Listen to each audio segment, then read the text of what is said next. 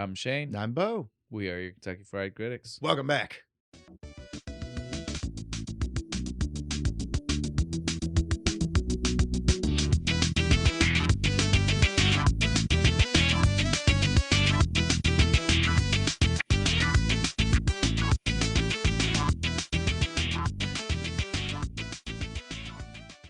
Here we are, Yeah. episode 11. I almost said 12. Shame on me. Yeah, I'm pretty sure. We wrote this shit down. We finally did the fucking calendar. The work. We did the work. And I still fucked it up. We took an extra day of just us time. No recording. I have the pictures on my phone. I still fucked it up. God damn it. We'll get this right eventually. Don't worry. It's a work in progress, and we're getting better every day. All right, I won't beat myself up too bad. Only 10 lashes when I get home. Yeah, we are back here, episode 11. Like you guys already know, this is non-Thanksgiving November. Thanksgiving. Because that was rough. No, I almost said no turkey November, but that's not true, is it? Yeah, we already had one turkey. You can't eat that one, though. You could try. I bet you would get possessed or something, though. You wouldn't like it. No. But yeah, this is officially just our countdown until Christmas, you know. Christmas. Yeah, with big plans for Christmas. Yep, it's gonna be super fun. You guys, I don't really want to call it Black Christmas because that's the name of a movie. Dark Christmas? Dark Christmas. It's not one of our movies. If it is a name, we can say Haunted that, Christmas. Yeah, we definitely have fun plans coming up for Christmas. You guys are gonna enjoy. Again, we hinted at doing it last year. Yeah. This is one of those things where once you are back at December again, like, you know, we had no unearthly fucking belief that we were actually going to still be here. Yeah. This. And so like it was like one of those things that last year we were like, man, that would have been dope to do. We should have done that. And now too bad we didn't think of that, and right? Now it's just like, oh yeah, we were going to be doing this for more than one December. Now what are we going to do next year? That's the thing. And now we can think about that, right? Because now we've convinced, like, now we know. Like, originally it was like we were like, December, we were like, yeah, if we get to another December. Oh, now it's like, we're definitely doing it because we have all the nice, lovely followers. The new ones? We need more of you podcast listeners. Let's make this a battle. Yeah, between you guys, I want to fight between the YouTube and the podcast listeners. If you listen on Spotify guys, come in swinging. Amazon Music, wherever you might find us. Come on now. Yeah, we're on everything. So I want to see our podcast numbers go up. That's not to say we don't appreciate you guys at YouTube. No, do it all. Just run a circuit. Like we really appreciate you guys at YouTube because again, we understand no video. Yeah, it's a little annoying. You guys are literally going there. And just to listen to the podcast. Yeah, and stare at like our face or something. Well, we're not even doing that now. Now it's just the logo. Yeah, we changed it. Now they're literally just tuned in to a white television screen. Oh, that sounds sad. How could they see our face though? Would that be something they could do? So yeah, guys, we have officially, and we've had it for a little bit. If you pay attention to social media, you might have seen it. It took us a bit to figure it out. We didn't want to push it till we knew what we were doing. Literally, hopefully by the time you guys will hear this one, and so you might be going to it from this. Right. There is actually stuff there. I'm not gonna lie. I pitched the idea to Bo to go ahead and start one, and I was excited, and then I was like, oh yeah, I'm not a patron to anybody. Right, I've never even been on the website. And so I was like, I don't really understand what we need to post. And so in the beginning it was just like I was like, okay, well, so we came up with the plan and we've got our videos that we're recording. You guys know that we've been doing them. That's been our subtle hint to you guys. That's where the shorts have had videos. That's why you get to see all this. And so all of the shorts will continue having the video in them, and it's because we will have the video from Patreon. So full motion video. If you want to see more, you can go there. That's one of the things we're going to be offering.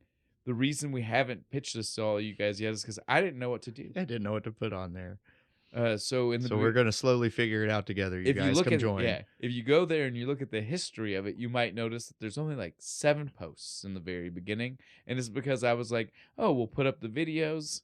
I put a couple of random like talk to you guys type things, and then I was like, I don't. All right, now what the fuck do I do? And so now I know Somebody please help me. Yeah, and so now I know we should be using it like it is its own social media.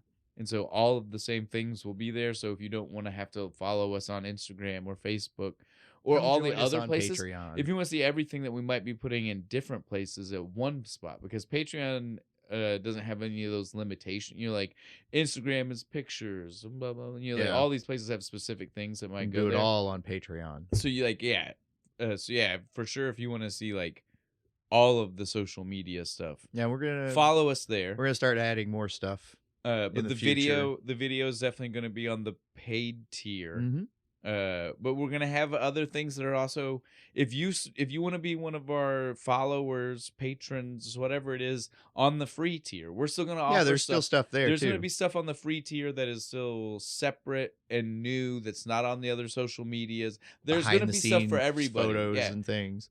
So by all means, if you have Patreon and you want to check out what we're doing, there is stuff on the free side that's new and different that you've not seen. Come see it. Be our friend. Yeah. What's the link? Patreon.com/Kentucky Fried Critics. I mean, yeah. Nice and easy. Yeah. Nice and simple. Nobody had that. Of course not. We're the only ones. YouTube. We're the legit YouTube's the only one. OG Kentucky Fried Critics. That's right. YouTube's the only one. You know this. Don't remind me. I let it go. Why'd you break it up? Well, again, we won't worry about that. But Blood pressure. I do want to bring up one thing today. And it's a nice little throwback for us since we're already talking about some of these social media things and we've not done that for a long time. We'll mention the website. We do have a website you can go to. It's through Acast, the people that host for us. And, that's going to be shows.acast.com/Kentucky-fried-critics. Oh, shit. That came back quick, didn't it? Bo just right back into the hyphen dance. Bo loves the hyphens.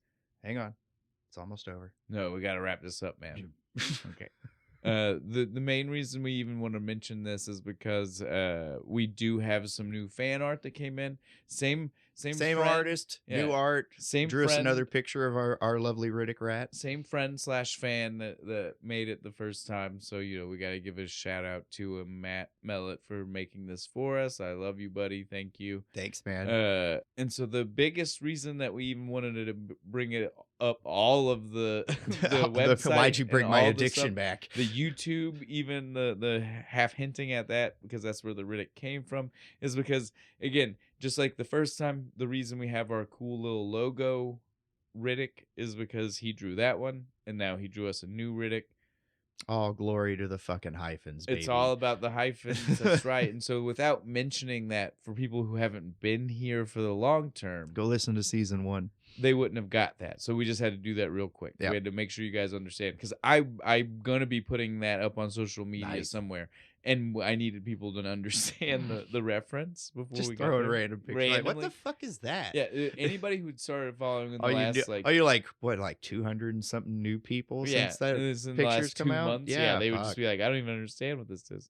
So yeah, I just felt like maybe we needed to do that. Yeah, a little bit. All hail the hyphens and all glory to Riddick Rat. Now, that being said, we're going to skip right past it because we used to spend... I don't want to dance anymore. Well, and we used to spend too much time there, and we don't need to get stuck in our old ways, especially after... This is no... I have no idea how short it ended up being for the edit and what got released to everybody, but I have no problem admitting we went off the rails last week. A little bit. We hadn't drank a strong beer in a long time. We had this whole month of 4 and 5% beers, and then we came back hard. We're like, break out the whiskey and the 9.5, baby. Well, and the whiskey wasn't even that bad, right? Because we kind of just nursed. Yeah, well, I mean, still though, high proof. Yeah, but I mean, when you get to nurse it that long, and it had ice in it, it was. But Jesus, the beer, we definitely. We were like, oh, it's nothing because we'd been pounding 2 and 3, right, in the shorter time frame, right, like the hour and a half, 2 hours. Yeah, okay. Well, we went in. We're like, okay, 9.5, and we were like pounding those the way we did the Oktoberfest in the shorter time frame. Not a good idea. No, we got to slow down on the strong ones. I will try. Now that we're recording in a shorter time, it's not about finishing before we finish, right? Like it's okay to have leftovers. Yeah, we can walk out. We can have family time when we're done, right? And then finish and drink the beer while we're having family time. We need to. We both just need to make the switch in our brain. Like we have to we have to train ourselves. Like it's okay. You don't have to drink it in 5 minutes. It's fine. But again, that's why we're not gonna. Gone are the days of the shotgun beers. Well, and this is exactly why we're not gonna focus on the way we used to record, because that just gave us too much time to sit here and do that. It did. We're gonna get right back into it. So at that point, I'll go ahead and let you, Bo. This is your movie and your beer and my beer. You can go ahead and tell them everything. I found the beer and immediately thought of the movie. Right, this is Equilibrium's Lab Fluff. It's a double IPA with marshmallow undertones. Beer balanced by science. Before you tell them the movie, I have to say, I did not pay attention when you bought this. I didn't either. All I paid attention to was the marshmallow. Yeah. I didn't pay attention to the type of beer. Nope. Because it's in the pint can. Yep. Right? So normally when you see a pint can... It's in the fact, like not even like professional. It's got like a sticker on a standard can. But so normally when you see a pint can, right? Yep. And you see a word like marshmallow, what kind of beer are we drinking? A stout or a dark ale. It's a dark, porter. A porter even. Usually you get creaminess from added to a darker beer. This is not. This is a double fucking IPA. But I'm not even joking. I think that people need to hear this from both of us. I didn't pay attention the day you bought it. Nope. It's been sitting in the cabinet. I didn't pay attention until today. Right? Like I came in and you said it and I was like, no, it's not. And I was shocked that you didn't. I thought you knew. I thought you I was like, I thought it was like one of the the s'mores one we got on when we started. Like the very first episode. Yeah. Go watch it. I was like, I'm gonna tell this to Bo. Bo's just gonna be like, yeah, I know that was crazy, right? And you were just like, shock. I had no. I was like, no, it's not. Shut up. Now, that being said, you guys know we've not had that much of it yet. It's delicious. It's really good. It was weird. I was so worried. Right? Me too, because I was like, oh no, it's going to be I didn't even know. I was so scared. You nailed it on the head. First sip, you were like, it's kind of like a creamsicle. Yeah, it's like a creamsicle hard candy. Somebody dropped it in your beer. It is so citrusy, from because the marshmallow it's a double comes IPA, through. so that real citrusy hop, tangerine almost, and then the aftertaste. I would almost not have. To me, it's crazy that they decided to say it's with marshmallow. I'm sure that's like the flavor profile they went with. I would straight up have named this creamsicle. Yeah, it is a creamsicle. It totally is. It's so orange. Yeah, no, and kind of thick. The color looks like a creamsicle because the head is it's super so white. It is so orange. It's thick, like what a melted creamsicle would be. It tastes cool. The aftertaste is so much like that ice creamy. Yeah, the cheap frothy creamsicle ones. Frothy kind of cream from the ice cream in a creamsicle. So good. But I wouldn't necessarily say unless you're telling me it's a vanilla marshmallow, right? Like, if you were to tell me that this was like, is that even really a thing? You can get them. You can get some flavored marshmallows like that. So Equilibrium, guys, as cool as the name is and how perfect it was for the movie, to do, right? Yeah. I suggest a tiny rebrand. Maybe get together with like Jones Soda or something and rebrand it as like the Jones Creamsicle beer or something. Because it is a creamsicle. It's a creamsicle. It's delicious. It's awesome. I wish we had more more than the you wish you bought some. I was like, I wish I'd bought more. It is pricey. So but go in knowing if you want to try this one. This isn't for getting trashed. This is for the connoisseur, right? This is for having a fun day. This is talking about a fun movie. Yeah, or if you're eating like dessert, I feel this would go good with like a chocolate cake, right? I'm getting chefy right now. That's all not right. the problem. But the movie, Lab Fluff, man, it's good. It's got to be flubbered, right? Yeah, it's created in a lab. It's in a lab, it's and it's flubby and it's fluffy and shit of it all. And I wanted to do a Robin Williams movie. Yeah, that's fair. Though Robin Williams is the most tame version of Robin Williams. Such a muted for Robin a comedy Williams. version. For like he's supposed to be in a comedy, right? Yeah. Well, I mean, even some of What Dreams May Come is more of an animated Robin Williams than this one. The one where he's dead and in the afterlife. Like that's more animated than this guy. This is so like. You think the director just wouldn't let him? I don't know. Just like kept like telling him to rein it in, stay on script. Well, so this is that thing where me and you talked, and you didn't know that Flubber was a remake, and I feel like it has less to do with that, and it's more because you've never seen that one. The guy was a very mild mannered person. So it wasn't like a. Yeah, he wasn't like the Nutty Professor. Yeah, he wasn't like wacky and zany by any means. All right, Yeah, that makes sense. I haven't seen the Absent-Minded Professor. Yeah.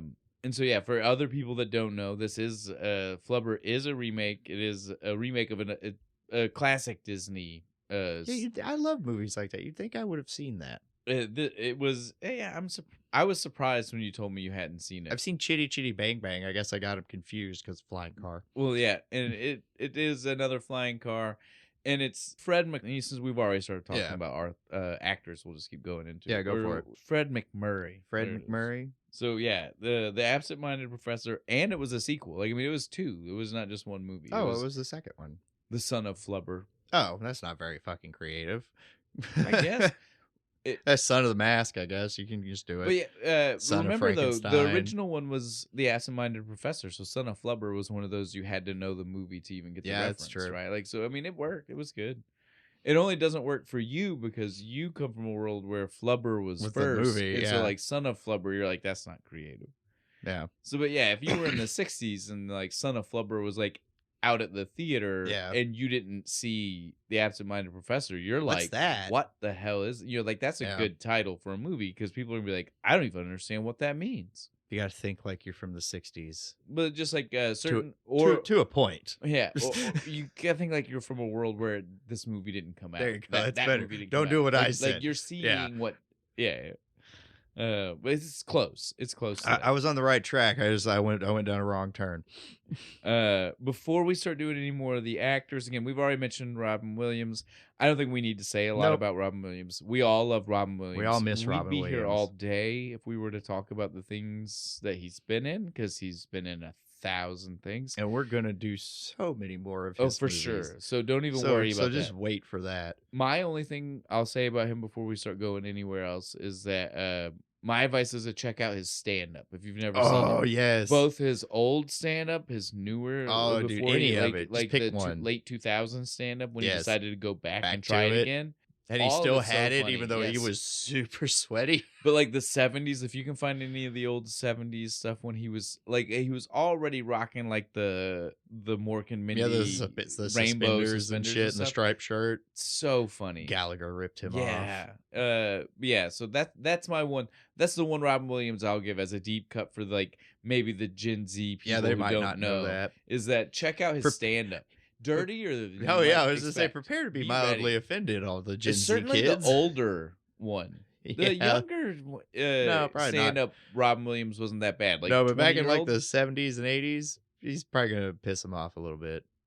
Maybe, but that's what I'm saying. That's what I'm saying when I mean like at younger him wasn't that bad. Older him is the more offensive. Like he says dirty, raunchy shit in the newer stand-up, like 2012. That's where the dirty Robin Williams HBO is. special. Yeah. Weapons of Mass Destruction or something weird. I don't think I've seen that one. Yeah, that one's the raunchy one. Have to see that one. He talks about eating someone out and all kind. Like again, like that's what I was like. You got it backwards. Like the 70s one is actually like he was still. There's a reason he got picked for Mork and Mindy. He was already doing family-ish, friendly type comedy, right? And so they were like, "You'll be great for a." This was before the era of let's pick Bob Saget as a racy comedian to be the dad. It's before anybody ever decided to do that. I like Bob Saget's comedy. He's fantastic. Funny. But again, like someone thought that was funny at the studio. Somebody was like, if people knew him. If they only knew. But Robin Williams it was the opposite. Like people were like, oh, his stand-up is like family friendly. Like everybody made him likes perfect for Disney movies. He had actually already started doing his like over the top like movements and stuff for his stand-up. He used to like leap from balconies and crazy stuff in the 70s. That's why he didn't blow his knees out. He's athletic for a comedian, wasn't he? We said we were like we've not named. We're not gonna, and then it's 10 minutes later. In all fairness, we didn't name movies. Yeah, that's true. What we said we weren't gonna do, but we did like everything else. So we definitely need to stop. So I'll take this part to reel it back one step from the actors. Let's do the director and the writer first, because the writer I think will surprise people. Yeah, it surprised me. We'll do the director first. The director is Les Mayfield. This is not a name I expect most people to know. He's done some TV. He's done a couple of movies. He's done 2 movies that specifically people definitely will know.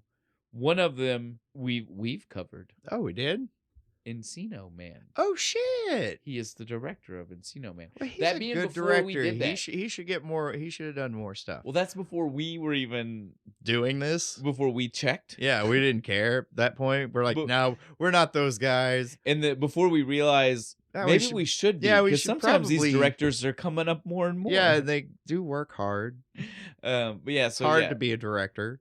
That one is worth noting because first off, it is Encino Man, but second off, we did cover it. That's a good episode. Yeah.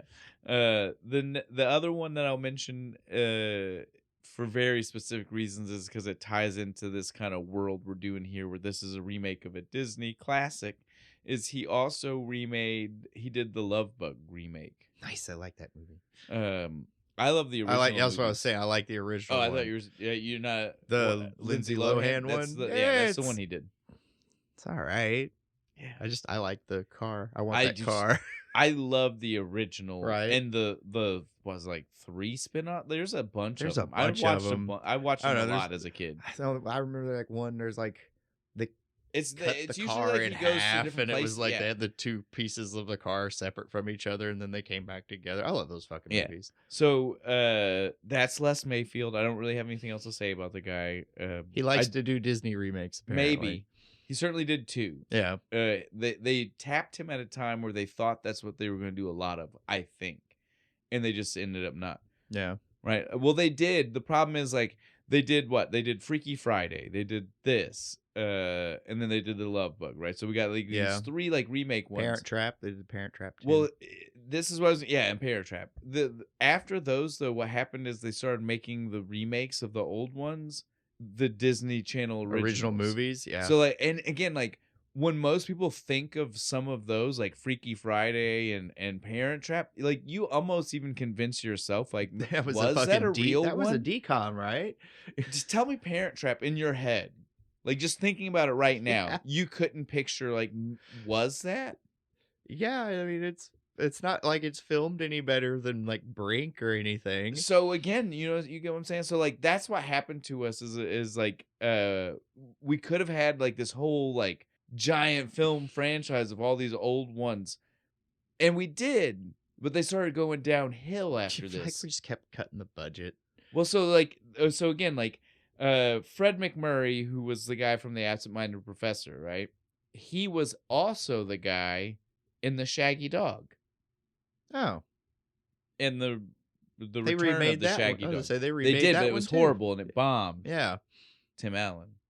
Oh, yeah, it was Tim Allen. Oh, yes, it definitely was. I know who ruined that franchise because, again, much like the original Absent-Minded Professor, I loved the old school Shaggy Dog movies. Maybe I now know it's just that I love Fred McMurray, but Walt Disney did too. So the man knew what he was doing. Yeah, so with movies. What happened, though, is I feel like after the Shaggy Dog, they realized the fall off, and then they were like, fuck, let's keep doing them, but they're just Disney Channel originals. Kick them over here and cut the budget in half. Right? And so, yeah, we could have lived in a world, though, where, like, all of those old school ones got remade. Like actual, like, theatrical remakes? Yeah. We were this close. Thanks, Tim. It's all your fault. Now, we've bounced around enough, and we've already hinted at the writer, so I think I should tell them. Yeah. John Hughes. Yes, that John Hughes. The only John Hughes you know that we should talk about, John Hughes. John Hughes. This is a John Hughes. It's not directed. It's not in the John Hughes universe. Well, with like Breakfast Club and 16 Candles and all that. Well, because those are technically the ones that he wrote and directed. He did a lot of movies in the 90s where he wrote them, and he usually wasn't the director. He was just the writer. Okay, that's the caveat. He has to direct it too. I think. Technically, there's just a split because he directed 90s movies. There's a split in the actors, obviously. He used the teenagers in the 80s, and then like John Candy is an actor he always used when he did 90s movies. Oh yeah. And so, man, we're getting Dan Aykroyd a lot too. You're asking me to go deep into this. This isn't the John Hughes episode. You have to wait. But yeah, there's a lot there. 500 subscribers special. We'll do a John Hughes spectacular. When we were ready to do it, I can even tell people the movie where John Hughes himself, made this is the crossover point movie. This is where my two worlds collide. I'm not telling them. I'm just saying that's how good I do have that knowledge. But again, we don't need to say much about John Hughes. We all know John Hughes. We've already said quite a little bit about John more Hughes. Than we probably should have. We need to go ahead and mention the other people in the movie. Because there are quite a few. There's a bunch of those guys. First person we'll mention is just going to be his love interest. Sarah. Right? Yeah, Dr. Brainerd's love interest. Or Professor Brainerd. Yeah. Dr. Sarah, whatever. I didn't Marshall? Something like that. No, that's a completely different movie. Never mind. But it's Dr. Sarah something. Yeah. Sarah. You'll hear Sarah more than her last name. I only make the preface about the names there because he is the absent-minded professor. Nobody ever said he has a doctorate, although generally you do. What's the difference? I don't know. But the if you notice, it is like that on like the doors and stuff. Yeah. He is Professor Brainerd, and she is Doctor whatever the fuck. So I felt like if the movie wanted to make that distinction, she earned her doctorate. Goddamn, I will make sure to make the distinction as well. But as we've already discussed in other movies where we've seen deans and people at the top of the school, apparently you don't. Her doctorate is not in something that is like, oh, she's highly educated. It's probably in like managerial things, right? Like because she's just. I don't see. She just has like an office, right? Is she? Well, she's like the dean, president. She's the I do believe the name in this movie is president. I think she's the president of the college. I don't think they said dean, but yeah, it's all the same thing. Yeah. In movies, at least. Like in real life, I'm sure there's differences between these titles and what they mean. If you're a college dean and you listen to us, let us know. Tell us how it actually works. But yeah, as far as movies are concerned, that's all the same. They lie to us all the time. And it's all the same job. They told me that if I held a boombox above my head in front of somebody's window, they'd like me. I got arrested. Lying bastards. I did say that was Marcia Gay Harden, right? I don't even remember. We went off on such a little tangent. You have now. Exactly. There you go. That's why I said it, to make sure. That's all that segue was like, for. If you didn't, you did now, so it counts. It does. And so we'll move on. Onward. To Christopher McDonald. Shooter McGavin. Shooter McGavin's here again. How many is this? This has to be 5 movies we've done with him in it. I don't know. He comes up a lot. He shows up all the time for us. And he is almost always the same character. He's a more honest asshole in this one. He does not hide it at all. Self-aware. Yeah, he's like, I know I'm a dick, but I don't care. Wilson, right? Wilson. Yeah, something. Wilson. Wilson is his first name, which I always find weird when you meet Wilsons with as a first name, because I'm like, I think Mr. Wilson. I think last name. Yeah. Exactly. Normally. And so like whenever I see one that's a first name, I always make a point to be like, well, that's a little weird. So yeah, he is to Home Improvement Wilson. I think that's his last name. I think is it really? They just calls him that? Last name. Yeah. His name's Wilson. I think that might even be the joke. I think that might be the joke. Yeah. Some shows like that did that back then. It was a very 90s joke to make. Whereas if you didn't know for sure, then one day they would drop on you, oh, both names are said last name. But yeah, so he plays, again, like we said, a very Shooter McGavin character. Now, the funny thing I'll tell you is he almost didn't do this movie. You know why? Because he felt like people were going to say, He was Shooter McGavin. I mean, you called it, man. The only reason he signed on to do the movie, Robin Williams. I understand that. He had always wanted to do a movie with Robin Williams. He did not care what the movie was. Yeah. If he got to be in a movie and act with Robin Williams, he's doing it. Yeah, I don't care how fucking stupid you make me look. Exactly. And so I agree. I agree with him wholeheartedly. And I mean, apart from him having like a horrible death at the end of it, He didn't show up too stupid in this movie. I mean, we don't see him die. That had to have killed him, man. Come on. The scene ends with him still alive. He is still moving and squirming on the ground. I'm just saying. I mean, that was a cannon shot, man. You believe your head cannon, I'll bled out mine. on the floor. Will Wheaton's skull's been cracked open by the ashtray. If we live in a world where this was all more gritty realism going on here, you're right. Right. For sure. There's a horror movie in this movie somewhere. But just change a couple things. That's not what we're seeing for sure. How long until Flubber's public domain and I can make a horror movie out of it? I will take what you're saying though and run with it for our next actors that I'm going to mention. Go for it. There are other people that I could mention first, but since you gave me the pseudo in here with a horror-ish type movie, are bad guys. Like, right, let's go ahead and run down. What's wild is for an hour and a half long movie that is really an hour minus the filler scenes, shit, yeah. There are like 5 fucking bad guys in this movie, right? Yeah. So we'll start with the 2, and the reason I wanted to go here, and the very first one is Wesson. Our bad guys are Smith and Wesson. Goons. Our goons are Smith and Wesson. Smith and Wesson. Wesson being the one that we'll mention first because he's not from a horror movie. I don't know what you call Silence of the Lambs. A psychological thriller, right? I think is what but you get what I called. mean. Like, certainly, especially to like an 8-year-old or whatever. Like, it's all the same. The scariest part is when he kills the cop, really, and escapes. But so this is Buffalo Bill. This is Ted Levine. I don't know how you would say that. I'd fuck me. Do you know what else he's that from? Guy. Monk. Yes, he's the detective in Monk. Well, he is that guy. He's in a lot of stuff. And again, like that's the wildness of how crazy. He has a very distinctive voice. He has a weird, like voice. Deep. It's growly for sure. Well, and when he grew out the mustache from Monk, he had a very distinctive mustache. Like I love the stash. He's got that thick, like Tom Selleck style mustache. You know looks what I mean? good. I love that this is one of our 2 goons in the movie. The other one also equally is frightening. They scared me when I was a kid, dude. I was terrified of Kurgan. Yeah, exactly, Kurgan. So it's Clancy Brown. He's our other one. He's Smith of Smith and Wesson. And he's also combination. He's Mr. Krabs. He's Mr. Krabs. Well, and Clancy Brown is he's another of those guys. Yeah, he's in a all lot kinds of of shit. He's the Kurgan. He's Mr. in Shawshank Redemption. He's the dickhead which is guard. why he's here, which I'll get to in just a second. Because I also want to, like I told you before, anytime I get a person from Lost, I'm going to mention that they're in Lost, and he is also in Lost. He is the person who taught Desmond everything Desmond knew about the island. You did that in one breath. Good Thank job. You. Nice. It was a lot. I was running out. I almost died, I think, or passed out. Did you see the tunnel? It was getting close. Little sparks of light. Yes, I love Clancy Brown. Clancy Brown is in a lot of things. You as a person know him from something. Yep. And no matter what age you are, since he is the voice of Mr. Krabs. No he's done video game voice acting. Yeah. So like even like he's on like Fortnite and shit, I think.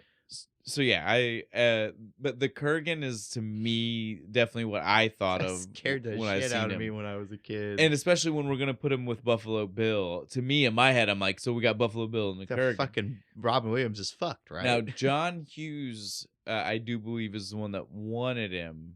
And it wasn't because of that. John Hughes wanted him because of Shawshank Redemption. Yeah, because that would make them 2 of the wickedest people from 90s movies as these 2 goons. Now that being said, he doesn't use their wickedness. They are both playing goofy, slapstick dumb fucking goofs. guys, awesome. Right? And so it's so funny. The bumps these guys take. Yes, he even he makes them play against the characters they would normally have played. It's so because you see him and you know who they are, so you're like, oh, well, he's fucked, right? Definitely. The writing in this, I definitely feel like this is 90s John Hughes, right? And so like 90s John Hughes is also Baby's Day Out. And so I love that fucking movie. And so do you not feel that? Like I do.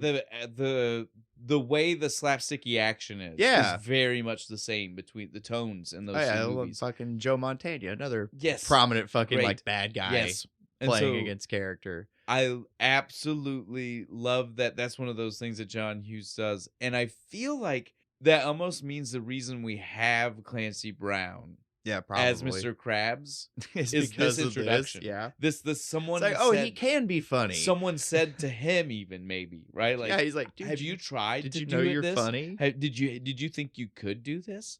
Just no. Try it for me one time. He's like, I'm 6'6", giant, long-faced mug guy. I'm scary looking. I'm not funny. He's like, no, people usually want to put a scar across my like, face. I'm intimidating. He's like, no, you're hilarious, man. Go try. So yeah, again, God bless John Hughes for that. Now, that being said, we have more bad guys to cover because, like I said, this movie has too many. Yeah, there's at least 2 more. Well, Wilson. There's 5 altogether. We already mentioned that Shooter McGavin, Christopher McDonald is here as Wilson. We didn't say that he is technically a bad guy. We said he was a dick. But we didn't say he was a bad guy. But he's legitimately, in every sense of the word, a bad guy. Yeah, he's especially at the end. So he is a bad guy. Then we have our 2 goons who work for another bad guy, but that makes them bad guys. So we're up to 3. But the bad guy they work for is what was his name? Mr. Hoenicker. Hoenicker. Nicker with a K. Yeah. Hoenicker. I almost I keep writing it as Ho-Nicky. Look, we should just use the naming from the Absent-Minded Professor. It would have just been Hawk. That's much better. I agree. I don't know why they changed it. I don't know why they changed. Somebody thought that name was really funny. So we have Mr. Hoenicker, the senior, the elder, who is played by Raymond J. Barry. Do you know him from anything? I only know him from one thing, and I'm sure he's been in other stuff. He's old enough. He has that face where I'm like, I've seen you in shit. I have religiously watched the show Justified. We are in Kentucky. It's based in Kentucky. Yeah. I don't know if I'm trying to say I'm biased because of that. I also just love Timothy Oliphant. I don't know. It is what it is. He's good. He's really good. Raylan Givens' dad, the dad of Timothy Oliphant, is Raymond J. Barry. Hey, nice. He plays Raylan's dad, which I think is Raylan Senior. It's been a while since I've seen the show. I think it's a junior. And that's my shout out of the week for a random show that most people probably didn't watch, but they should probably give a chance. Don't believe anything you see in the show about Kentucky. It's all lies. It's not even filmed in Kentucky. They're in fucking Southern California. They show a scene in the very first episode that is supposed to be like Hazard. No, that happens all the time. But they show one scene that's supposed to be like right outside. It's like on Leestown Road in Lexington. It looks like fucking out here. It looks like out. No, it's not quite that bad. But I'm telling you right now. It don't look like Lexington. That's bullshit. So it's pretty bad. But the show definitely. But they also definitely decorate the sets with a lot of Ale 8 bottles. That's fair enough. That makes it Kentucky. That wins. They win some, they lose some. And we got the guy who plays the ghoul on Fallout from that show, right? What's his goddamn name? He has a weird name. Walter Goggins. Yeah, Walter Goggins. I love that guy. Walter Goggins. He's really good.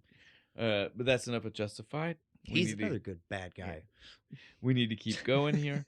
Our last bad guy in the movie, though, because again, like I said, there's a lot, and this one is not really a bad guy. Yeah, I was going to say, is he really bad? In the Absent-Minded Professor, he wasn't really they even less so than in this. But we still have to mention him because this movie definitely they literally sit him at the table with the bad guys. Right. You know what I mean? And so that's they kind of force him in there, like doesn't really actually do anything bad till the end. Well, he doesn't even really need to be in the movie. Not really, but I'm glad he's here. I am too because I love him. We got to say his name though.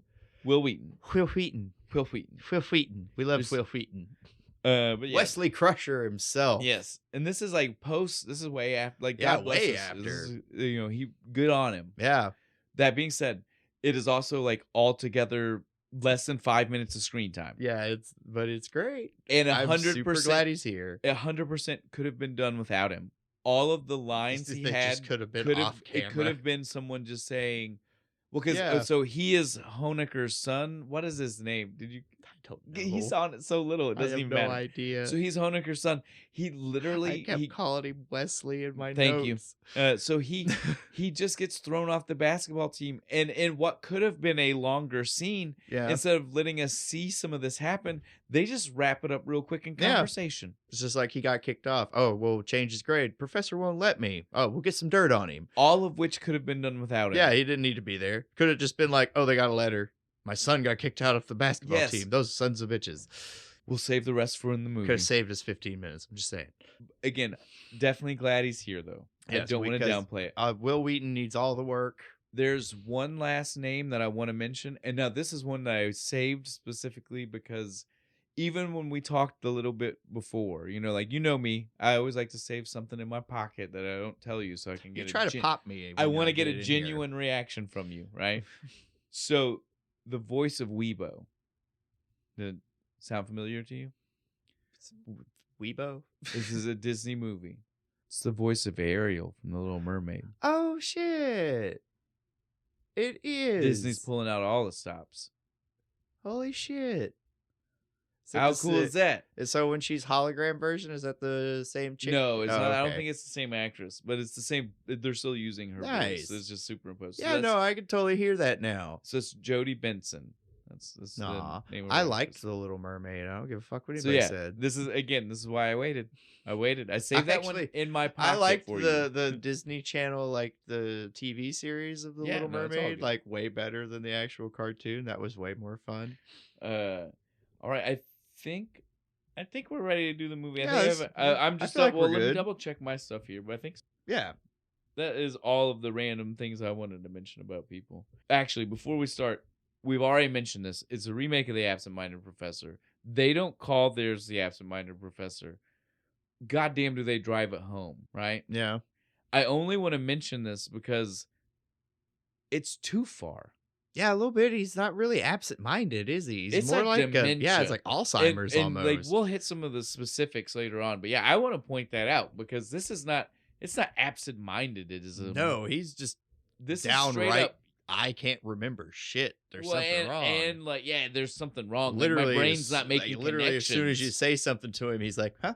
Yeah, it's already and it gone. will happen immediately. And so it's a good segue into the movie for us. Yep. Obviously, you guys know me. First thing I'm going to mention every time, if we have it to mention, is the song. The music. This is Danny Elfman. The soundtrack of our life. So literally from like 1970 something up, right? Yeah, something like that. And so it's good. And it is. Yeah, it's great. And it fits the tone. It opens up. It's this very sciencey, is there anybody who's like better at doing like movie soundtracks? There's not anybody else I know the name of off the top of my head. So even if there is someone better, they don't know how to market themselves. John Williams, I guess. But maybe. Mostly like his is more of like an epic style, though. Danny Elfman's like, I can do any movie you need. Yeah. What do you need? So again, this song definitely, it's got that sciencey. Oh, dude, I love it. It has like the feel to it. The chemistry fucking formulas and shit popping across the screen. Different science equations, all forming all the cast and shit. Like E = MC squared. Like it's every type of it. Yeah. It's good. I swear I saw the caffeine fucking symbol. Probably. I wouldn't doubt it. I mean, it's anything that they thought people might recognize. All my some basic of those white bitches out there. Loving some caffeine. Having some caffeine. Pumpkin spice. No, I'm just kidding. As soon as the intro rolls out, because it's all in the sky, right? Yeah, it's all this, clouds, sky writing, making this stuff. It pans down to the street. We see a newspaper. It's they want you to know that Honecker. We don't know much about him. No, but we know he's an asshole. He's shutting the school down. He's shutting the school down immediately. That's the first shot. It's the newspaper. Honecker going to shut down school. Medfield University. I got this. Oh, is it Medfield? Yes. Fuck, I wrote Medland. It's okay if it makes you feel better. My notes, I have Medford. It wasn't until this last one that I was like, Medfield. Oh, shit. Gotta fix that. I didn't fix it. I just made a mental note. All right. All Medfords is Medfield. Yeah, it's Medlands in mine. Well, make yourself a mental note right now. Medfield. Oh, I'm going to fuck that up. I know, but try. Medfield. I'm going to try too. I'll be reading the wrong. I'm not going to say I'll get it right every time. Everyone now knows if you hear us say it wrong later. It's because we wrote it down wrong. We gave it once correctly. Yep. Medfield. There it is again. For both of us. And so it was just the university name that Disney always used back in the day, like in the 60s. So for these movies, but both of the absent-minded professors, I want to say maybe the computer wore tennis shoes. I was going to ask about that one. And so those type of things, it's usually Medfield. Yeah. It's just so you just need generic college Medfield. Yep. Now, I don't know if that means that the rivalry is the same one. We'll get to that when we get there. The rival college. Rutland. Yeah. I don't know if that's the same. Rutland Rangers. That's but a cool the fucking name. Medfield is definitely the same. After we see the newspaper, we just follow our little zoom on The along alarm's into the going house. off. Into the house. Yep. But dude, even before the alarm, like when you're zooming, like you see the chemical warning sign on the house, the hose that's going up to the second giant window, fucking like metal smokestack and shit. It is a wild house. Then we get to see inside, and it is dirty and torn apart, stuff and like full of like chemistry books, random and shit. crazy stuff, and the craziest Rube Goldberg-ish coffee fucking machine smashes the beans and shit. It's very. What was it with the 90s that we loved the Rube Goldberg breakfast machines? 80s and 90s. Yeah, they do it in Honey, I Shrunk the Kids too, right? And Back to the Future. And Back to the Future, and fuck, there's a bunch That's of other what I was going to ones. say is like, I always, like, this felt very much like Doc Brown, because Marty walks in and like breakfast, or even in 3, because it's full on breakfast, because it makes the coffee and everything. I felt very much like that. Which leads me to a very weird thing. Like, we almost had this movie be Back to the Future. Well, it was almost. It was almost gonna not be Robin Williams and be Christopher Lloyd. That's a much different movie. Not only was it, I think it would have been wackier. Actually, it would have been wackier. It would have been weird, and it's already touching on too close to Back to the Future. When we'll get into the specifics, it's like if Doc Brown had Alzheimer's. But this is the first of those, like, we couldn't have had him here because this already feels like it could have been Doc Brown's house. And so if you make it be Christopher Lloyd, I'm just like, so this is like, Doc so he just lives in the same place? Yeah. This is what he did after the DeLorean. Yeah. So yeah, we almost lived in a weird universe where that would have been the world we lived in. Quantum physics, man. There is a universe where that happened. Shh. I don't want to visit. And there's also a universe where you're a banana and I'm an apple. Well, we couldn't. And we're drinking brandy instead of beer. Yeah. We could go all day. I think we're okay. The metaphysics, no. Once we see all of the weirdness of the insides of the house, we do see the doctor waking up from the alarm. That's he doesn't even wake up. He's just like, I'm up, smack, and hits that big red button that takes the trash out, I guess, because it launches the trash can and just lands like perfectly on the curb. And then we hear for the first time Weebo. We don't know it's Weebo yet. No, he just hears him talking in the background. He's like, "Where's my shoes? You think it's his wife, right? Like, yeah. Literally, like she's like talking like a 50s housewife almost. Like, you're just like, oh, it's just his wife. Yeah, just trying to help him get ready for the day, taking care of him.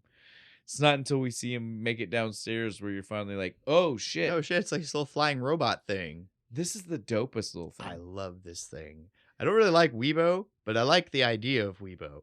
I love everything. Yeah, I don't like Weebo herself. Yeah. Weebo's personality is horrible. It's trash. Yeah, it is. Right?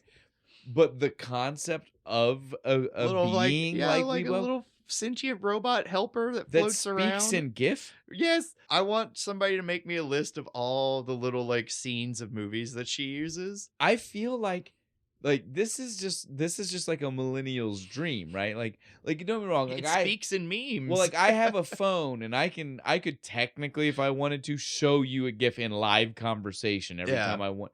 And in like we all do it in phone conversation. Oh, you ever had to try and have a conversation with just GIFs and memes? I can. Easy. It's simple. Me and my friend Mike one time, we just sent back wrestling gifs and shit back and forth and had like a whole conversation. Yeah, so I feel like she is just like she's like the living embodiment of all of that. Like every millennial dream, right? Like it's not only is she doing it, she's doing it perfectly. Like it fits like every I would do scene. This like with my phone. If I thought it would help me talk to other people, if it wouldn't make me look you weird want somebody to shut people. up, you pull the Three Stooges up. Be quiet, you. Oh, dude, I'd do it all the time. I could do this, man.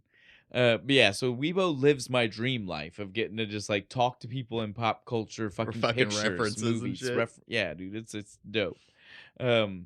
But like you said, personality wise, trash. No, because she like for the whole like first half of the movie is actively working against Dr. Well, Brainerd. and it literally starts right here, dude. Like, because he's like, I have something after school today. Like, what is it? What's my schedule? And purposely, if you watch, this movie is so, they do this a lot, like the perfectly timed things. Yeah, where like he just happens to be looking he down. looks down, and she shows the wedding, and he looks up, and she it's takes gone. it off the screen, and he looks down. It pops so that back way up. Weibo's not lying, and she's the whole time, and she's just like, "Oh, I don't know. This is your whole schedule. I mean, I'm just not that's sure." the part. Weibo is trash. Yeah, she's an asshole, sabotaging his Weibo. whole life. She really does. She fucks it up.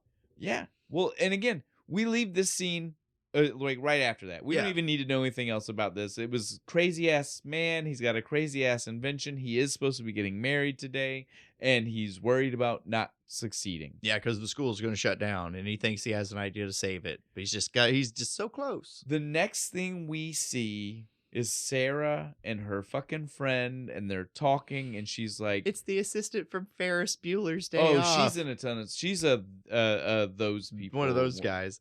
I didn't get her name. I don't either, but I just saw her. I was just like, all I can see her is just like pulling the like pencils out of her fucking hair. But so we see Sarah, and Sarah instantly tells us that he has missed the wedding three times. I can excuse once, and twice you almost expect from a guy like that. But three times, that's just gonna be too many. So she's technically giving him 4 chances here. So, but like we've already said, since me and you both believe Weibo is the problem, do you think Weibo's the reason he missed the first 2? She actively trying to sabotaging sabotage him. She does not want him to marry Sarah. She wants him for herself. She's a robot. So she might not have a smile, but she has a brain. She says later. And she goes as far later as to make the creepy fucking hologram and like watch him sleep and shit. Yeah, I mean, I got some Hal vibes. Yeah, no, I was like, no, I don't like this. I'm like waiting for like the doors to like fucking turn into like bars drop down and shit. Like, you're never leaving, Dave. My name's Phil. Shut up, Dave. She definitely was the embodiment. Like, again, a little bit obsessive robot. She's like the Disney version of like Smart House. Did you watch Smart House? Yes, Smart. Well, but that's a decom. So this is the Disney. This isn't the decom. This is the Disney, right? Back to it. This is the actual Disney version of a HAL style robot, right? Right. Whereas in Smart House is the decom Disney version of the HAL style robot.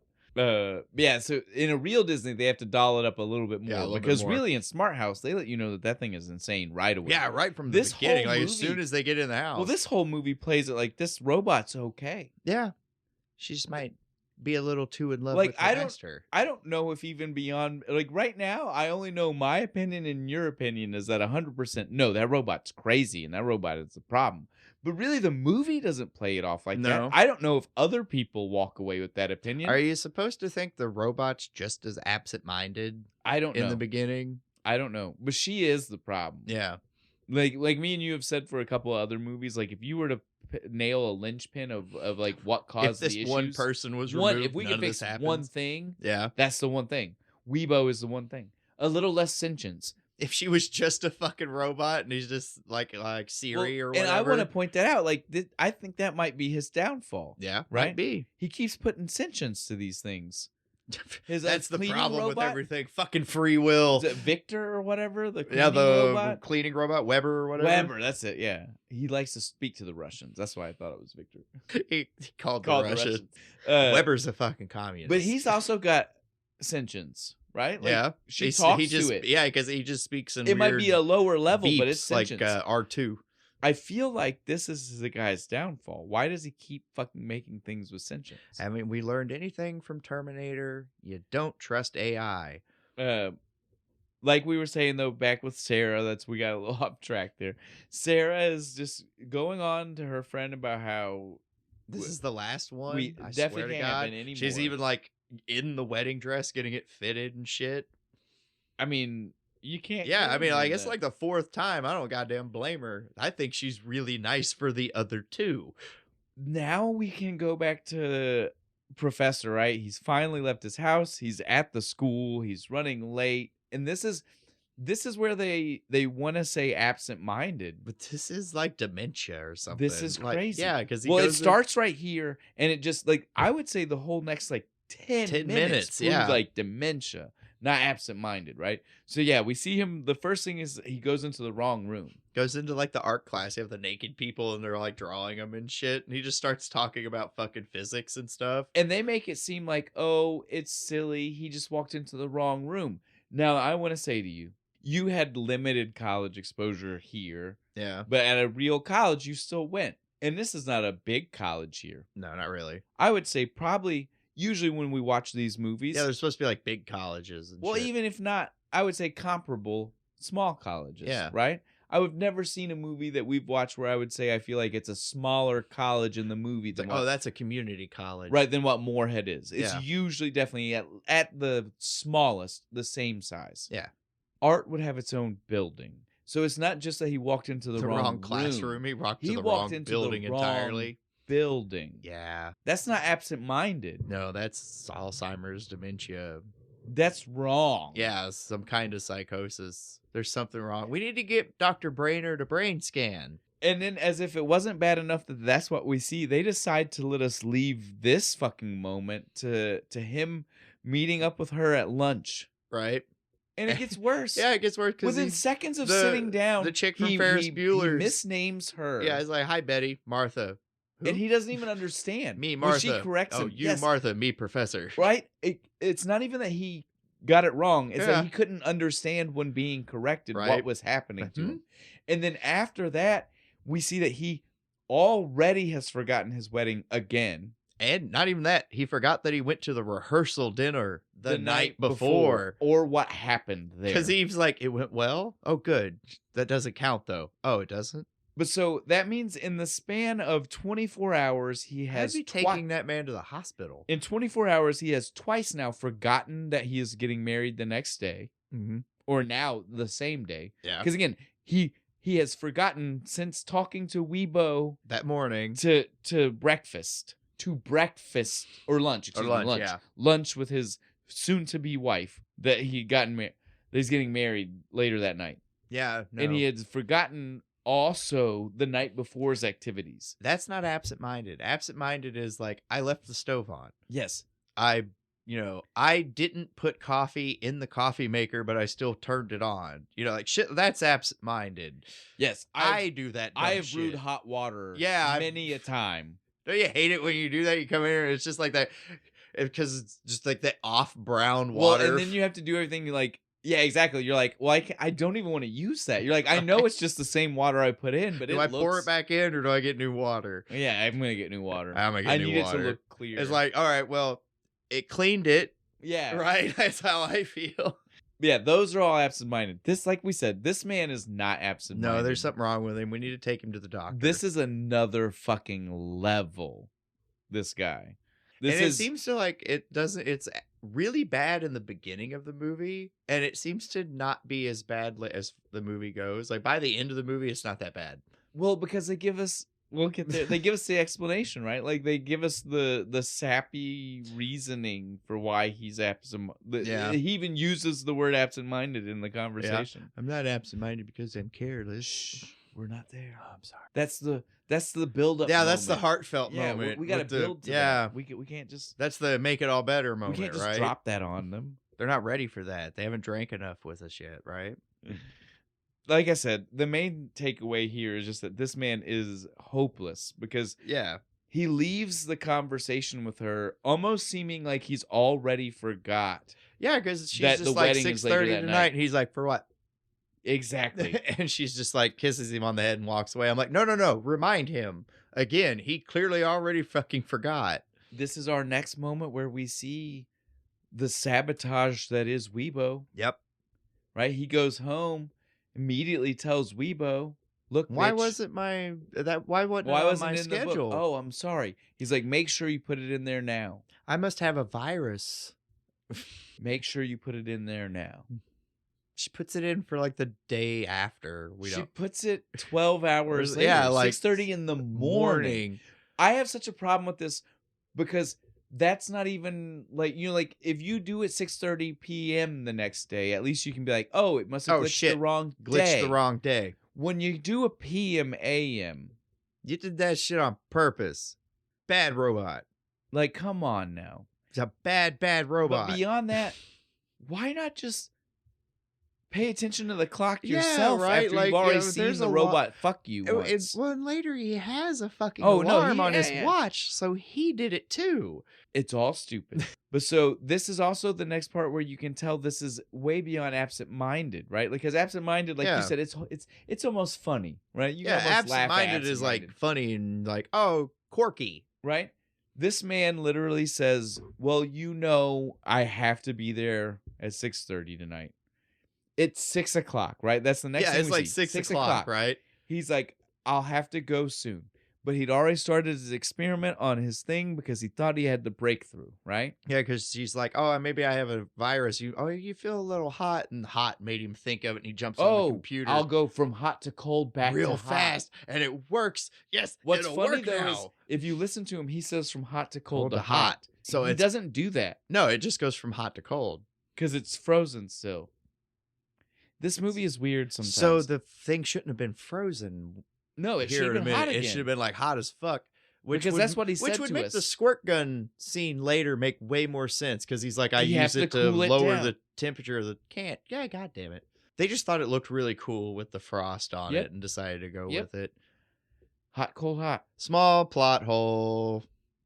But so either way, though, the main focus here is that it was 6:30. The movie tells the movie should have left. The movie tells us 6:30 happens after the explosion, but he was just too excited, right? Theoretically should have had time to do it. Fuck that noise. 6:30 happened before the explosion. Right. It was 6 o'clock in his kitchen. Right when he was talking to Weibo and had the little eureka moment. There's no way he set up all that shit. Fuck no. Ran it, and it was still not 6:30. Right. No.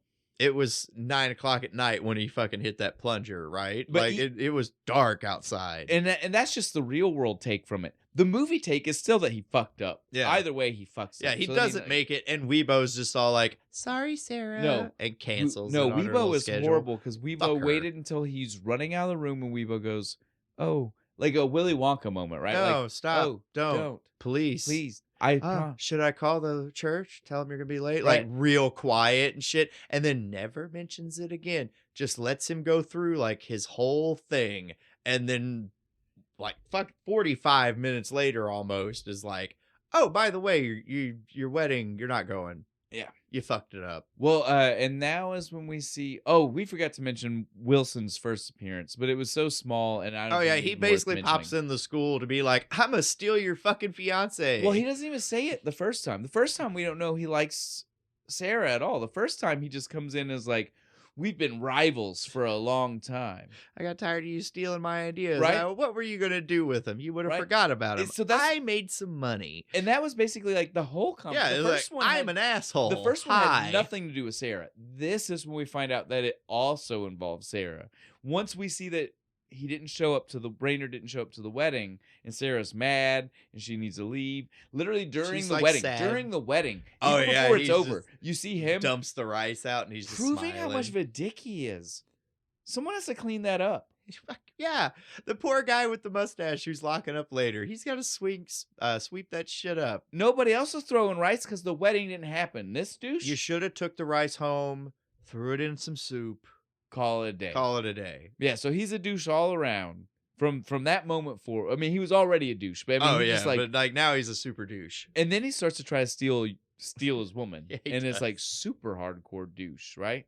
But she goes for it. Yeah, she's like, because he's like, she's walking out and he's just like, she's like, you gonna tell me I told you so? He's like, no, I'm here to give you a ride home. And then like puts her in a car and stuff. And he's just all, I told you so. Yeah. Swinging his keys like, I fucking got this. 100% Shooter McGavin. Why is he always stealing somebody's woman?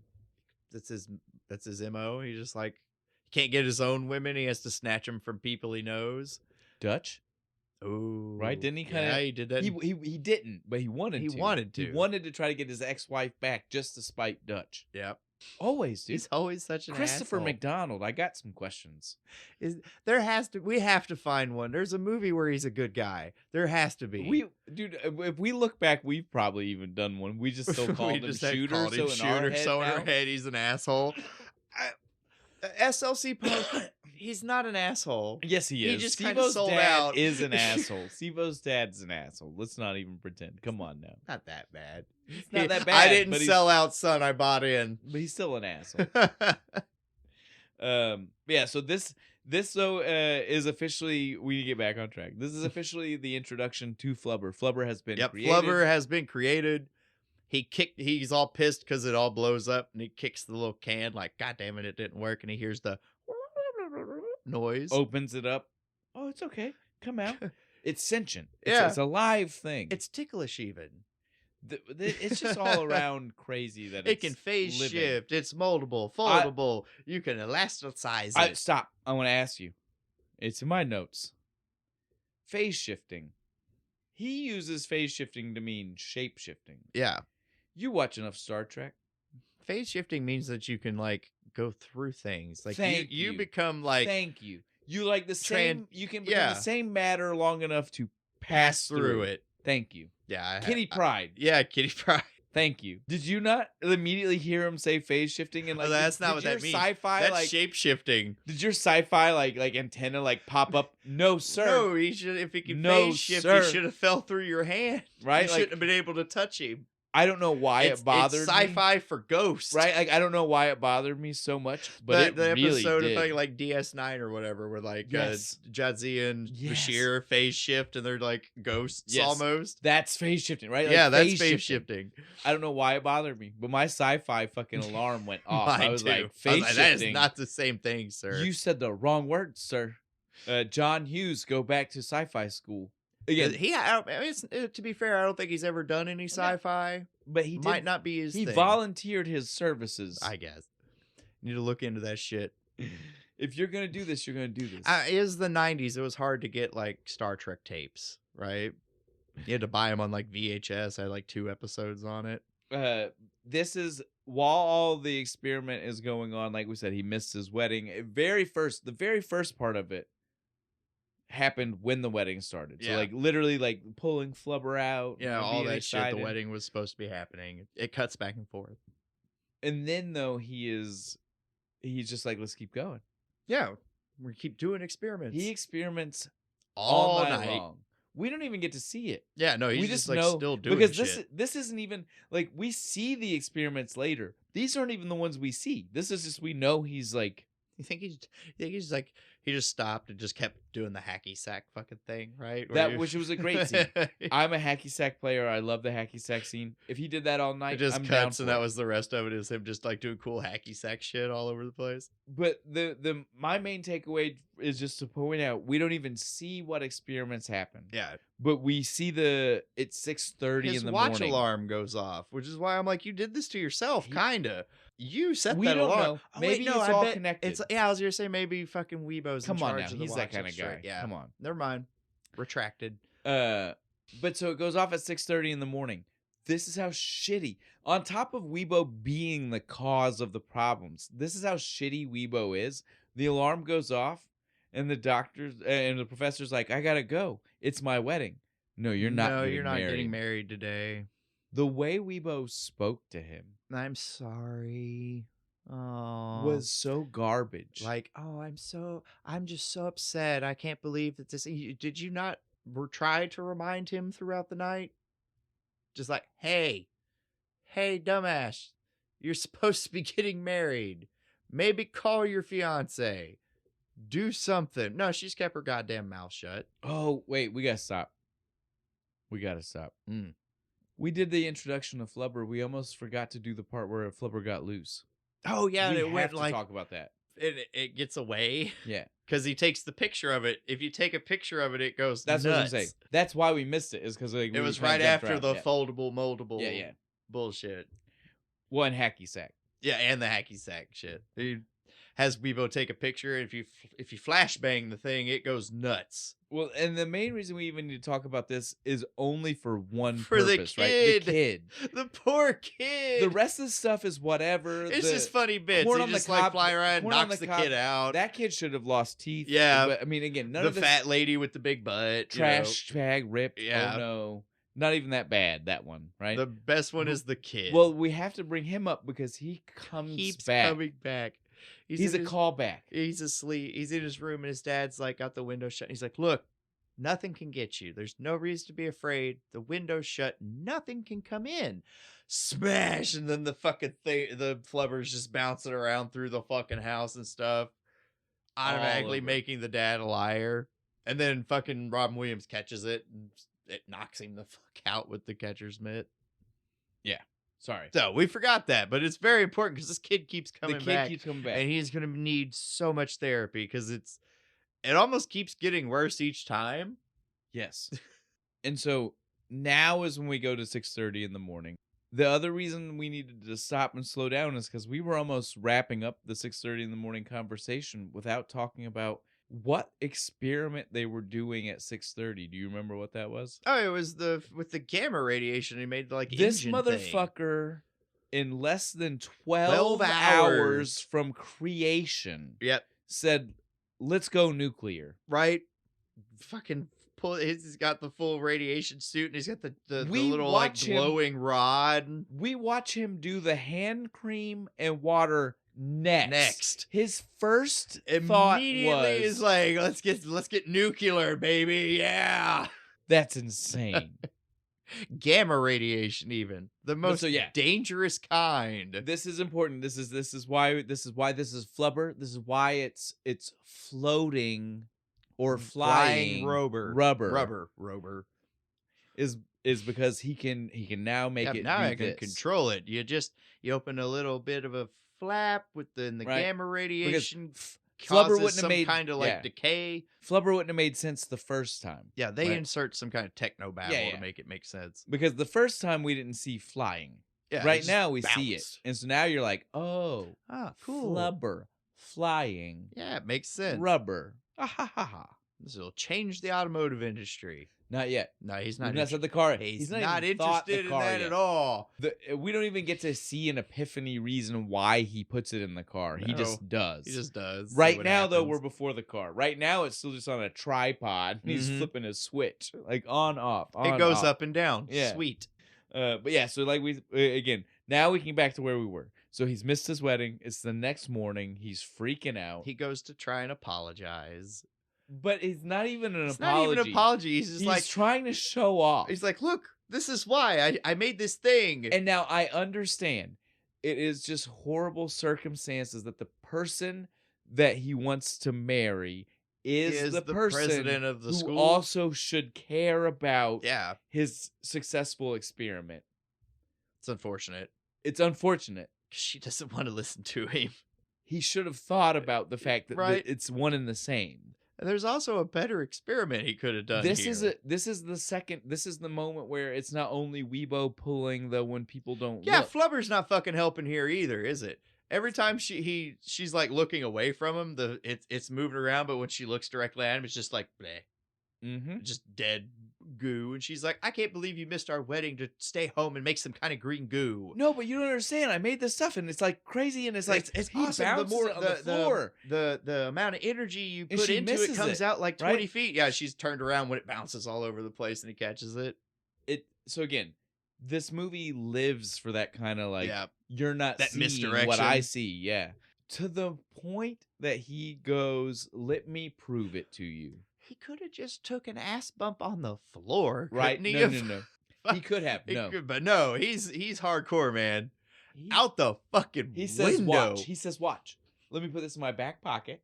I'm gonna. And then Robert Williams folds himself into the window. Right, just crumps himself into it. Because again, this isn't like one of those. Well, actually, this is funny. It is one of those giantly tall windows. But it only opens like a normal of the window, way. Right? So he still has to fold himself to be able to drop out. I'm going to bounce off. I would come right back unharmed. I'll fall on the flubber. It'll be fine. It shoots out of the back pocket like, fuck you, boosh. For no reason. Like, just to be an asshole. Flubber and Weebo are actively working against him for like half the movie, I swear to God. This is why I said, stop making them with sentience. Yeah, just make them mindless automatons. Why does Flubber have sentience? In the original Absent-Minded Professor, there was no sentience. Yeah, it was just a goo with interesting properties. This man was crazy. Why does he keep making things have life? Why is he playing God with all of his creations? Super into free will, man. Like deterministic. They bring that up though. Fucking bullshit. She brings it up, right? Like, or Weebo brings it up. Maybe Weebo's you shouldn't have gave it so much free will, right? Maybe I don't know. She ain't complaining about her own. So this fucking movie is free secretly will. Frankenstein, and we didn't know. A little bit, yeah. It's all about the morality of giving something free will. I am playing God. He's alive. Yeah. So, like I said, at this point, it all is very strange. Flubber is sentient. Is Flubber on Weebo's side? Because now Flubber seems like Flubber is trying. Right. Flubber seems like it is purposefully trying to sabotage him and Sarah. Right, but like Weebo and him haven't had a conversation. I agree, yet. but doesn't it just picked up on it? The sentience? Yeah. Well, maybe that's what it meant. Maybe you hurt my creator. Fuck maybe you. Weebo meant you gave it so much free will. It's like beyond what we can conceive. Again, there's a horror movie here. How long until this is public domain? I will make a horror movie like they did Winnie the Pooh or whatever. Yes, yeah. They've been doing it with a few things. That would be awesome. Here, I'm glad we're finally here because I did not have it down with Will Wheaton. But this is when Will Wheaton shows up. Bennett. His name is Bennett. Bennett. That's kind of a cool name. Bennett Hoenicker, right? Or whatever. Doesn't really work, but I like the first name. Bennett Hawk from like if it had kept the original. Well, and I think his name back then was Kip. Oh, that's stupid. Kip. Well, that was very 50s though. Kip Sabian.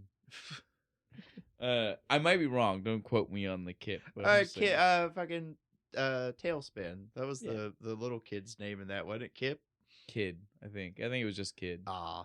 We gotta stop. God damn it. We're so far way off. It's still Disney. We're not that far off. So now is when we get our introduction to all of our bad guys other than Wilson, right? Yeah, other than Wilson. We met Wilson. We've seen him a couple times now. Yep. Now we're officially on. He's a cunt. Fuck him. Now we're officially on to everybody else. So we see Hoenicker, we see Smith. Yeah, these are more like mafia kind of style bad guys. These are our true bad guys. Yeah, they have the money to really fuck shit up. Like Wilson is just like bad guy by proxy. Yeah. Right? Like mild annoyance. Well, and bad guy by their these guys' proxy, as we find out later, really. So Hoenicker is here. Again, like we said, he's the reason somehow the college doesn't have money. Yeah, because they owe him. He gave him a loan or something, I guess, and they like owe they him never money. clarify whatever this means. All I got from him is like, if you give us a 30-day extension on the loan. All I know for sure, all I know for sure is he holds money. They can need shut down money. the school if he wants to. May or may not have given them money. These are all things. The next part, though, like we said, that's important to know here, Will Wheaton, who again, Bennett, almost didn't even need to be here. No. He just runs in to cry to Daddy. Daddy, they kicked me off the basketball team because my stupid chemistry professor failed me. Apparently, I flunked chemistry. The way he said it was so like build up, so stupid, right? Like they apparently kicked me off the basketball team because I guess I flunked chemistry. What do you mean you guess? And it appears you need to have good grades to be on the team. So he's just not sure the entire time. The way he kept like building on it, I was just like, stop it right fucking Can now. I get a definite? Like, you just give me a lot of vague, like, maybes. While he's whining about it, Smith and Weston, again, we can't underplay you. Smith and Weston. Fucking love it. They walk up behind him and they're just like, yeah, he's right. Yeah, he's like got principles and shit. We tried to talk to the professor about it. Science is one of my prerequisites or whatever. You know, he's like, I need a science requirement, you morons. Like, oh, come on.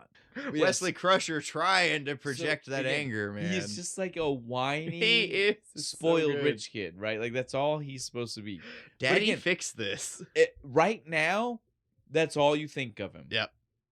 They could have not had him in the movie. But that could have been it. That could have been like his only scene. But then later on, they start like He's sitting like, at literally the basketball game. He's there, literally sitting Sitting at in the the table. room. Like I'm not even like that's like we say that's the mafia. You're sitting at the table. He was literally sitting at the table. Tony, I need you to sit at the table so you can learn the business. So this movie had no reason. Oh, to that's make Godfather. him, I'm sorry. this movie had no reason to make him one of the bad guys. No, but he is. That literally could have been his only scene. Yes. It would have been fine. But he is officially, after this, one of our bad guys. No, when you see Honecker, you see fucking Will Wheaton. Every time. He is there every time. Bennett. I am sorry. Bennett. We should call him his character name. Bennett. But so at this point, though, the Honecker Senior, whatever. Yeah, he sends the goons to go find some dirt. Take care of him.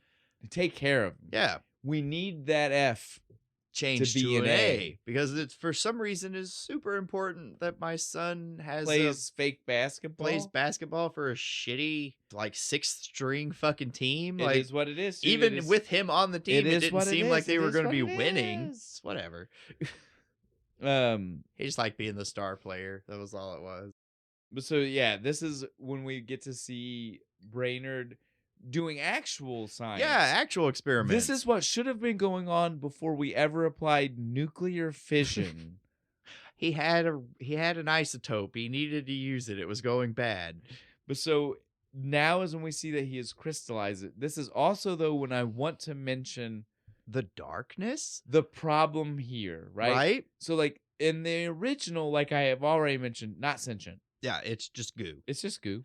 Our Flubber on this movie, you could do this. You could do what he says right now. To just no problem. Goo. I don't have a question to you. Not a problem. But we have seen it's alive. It is, and it has Weibo has made comment about free will. Free will being like the absolute pinnacle of aliveness. And if this was Star Trek, they would have immediately protected this thing. It's sentient. We can't fuck with it. Prime directive, right? Prime directive. No, Brainerd does not have this problem. Because he has now in his possession crystallized How'd he get Flubber. How'd he get it? We don't see him make new Flubber. No, there's no. He didn't like come up with a formula that's not sentient Flubber. So there's like the dark backstory of like Dr. Brainerd cutting just pieces like just slicing pieces off of the Flubber, and it's screaming. It's just like and shoving it back in the throwing it into like a dehydrator. No, he's just shoving it back in that little the crock pot thing. No, the piece he cut off, you got to crystallize it, so he throws it in a dehydrator. Right? Oh, that one's whatever. But I mean, the piece that he kept it's already alive, dead. He's just tossing the alive piece back into it screams in its pot. Crock, yeah. You stay there until I need you again. Horror movie. There is a horror movie here. I mean, I believe it at this point, for real though. That's the title of this episode. Is Flubber really a horror movie? But so yeah, he now he takes the crystallized stuff and he comes up with a few different things. Yeah, he mixes it with the hand cream. Well, and the water. The crystallized is what goes into the water. The fluid Flubber. Yeah. And so he makes all these different things. He puts it on a bowling ball, a tennis ball, a golf ball. Yeah. He's running his experiments, and the goons come up to watch. Right when he drops the fucking balls, and they knock him the fuck out. Yes. And keep knocking them out. They take like 3 shots apiece. Again, this is that feels Home Alone. That slapstick. This is fucking that horror. feels Baby's Day Out. Yes. This is that kind of moment. Right? God, the fucking and you can tell it's a CGI ball, but the bumps these guys fucking take afterward, like you believe it. It's outrageous that they both get hit twice. Right. At the very least, Wesson or Smith, who got the bowling ball? Whoever got the bowling ball. Buffalo Bill gets the bowling ball. Wesson. Kurgan got the golf ball. Wesson is Buffalo Bill. Okay. Because it fits his weird accent thing that he always has, right? Like he's always got that like posh kind of sound to him. Voice, well, it's deep, but it's not even posh. a southern accent. Like, no, I don't know like what it is. It's almost posh. That's what I'm saying. Like it's a weird thing. And so yeah, like the Wesson fits that weird poshness that he's got going. Smith is just kind of standard. Yeah, which is Clancy Brown. Oh, now I feel bad. No, I don't mean it. I don't mean it. Clancy, brother, come here. Both of us at the same time. That was horrible. I feel bad. I feel if bad. that had been just me or just you, that wouldn't have felt so bad. That felt bad. We love you, man. We don't mean it. That was just misinterpretation on all sides. Either way, though, the scene happens, and I feel like the bowling ball shouldn't have happened twice. After seeing everything happen, killed him. Well, this is what I say though. So the application of the flubber, the hand cream or whatever, it keeps it from hitting with full momentum too, right? Like it's got to be doing something there. I guess. Well, because no, it has to. Because again, like you said, he'd be dead. This would be a different movie. This would be the movie you were wanting originally. This would be the movie where... So yeah, the flubber has to like negate the kinetic force upon impact somehow, or otherwise it would have just went straight through his head. Well, no, it would still bounce. So it would, but it would bounce off the immediately concrete. Bounce. So yeah, for it to bounce off of him and only bruise him, not kill him. Yeah, so it's got to have some kind of like weird cushioning effect. Yeah, because like I said, because that's a fucking like 15-pound bowling ball. Well, doing like Mach 5. Because if it didn't, no matter what, we would be living in the world you wanted, where fucking Wilson's dead. Dude, the at the end. We're just gonna pick Buffalo Bill's corpse off of the road here. But if we're living in a world where Wilson might be alive after that, then obviously these guys. The flubber does something that softens. It has to the bounce. Yes. Mm-hmm. Thankfully, it has to both produce and reduce kinetic energy at the same time. Something. The physics of this is Captain America mind-boggling. shield. Yes, there you go. Cap shield is flubber. It's shape shifted flubber. It's a constant solid state. This scene gets really crazy though, because like you said, it's the two balls and the hand cream. Then he makes the water. He shoots the water at the ground, and right when they were like, we're safe. The ball we're dropped, safe. We're gonna get out of here and make for the car. And they jump and why are we bringing this up? Because where did they land? Where did they land? The tree right in front of that poor fucking kid. He finally fell asleep. Yeah, and he heard It's probably something. been days. It's been days since the first experiment. And he heard something, and he pulls his little phaser gun out, and he creeps up to the window, and he opens the curtain, and there's these two fucking goons all busted up and bloody, fucking screaming at him. Poor little guy. Just runs out of the room fucking terrified. Poor bastard. This is when we get to see that he has now... They leave. They're gone. Yeah, they're gone. They're like, we've had enough. They took that. This is when we see the experimentation has gone all the way. He goes back to his nuclear shit. Yeah. And now he puts it in his car. Yeah, nice fucking like 65 T-Bird. It's a 63. I was so I looked close. it up. You were so close. I was so close. Now's when I get to drop some of that movie knowledge on you.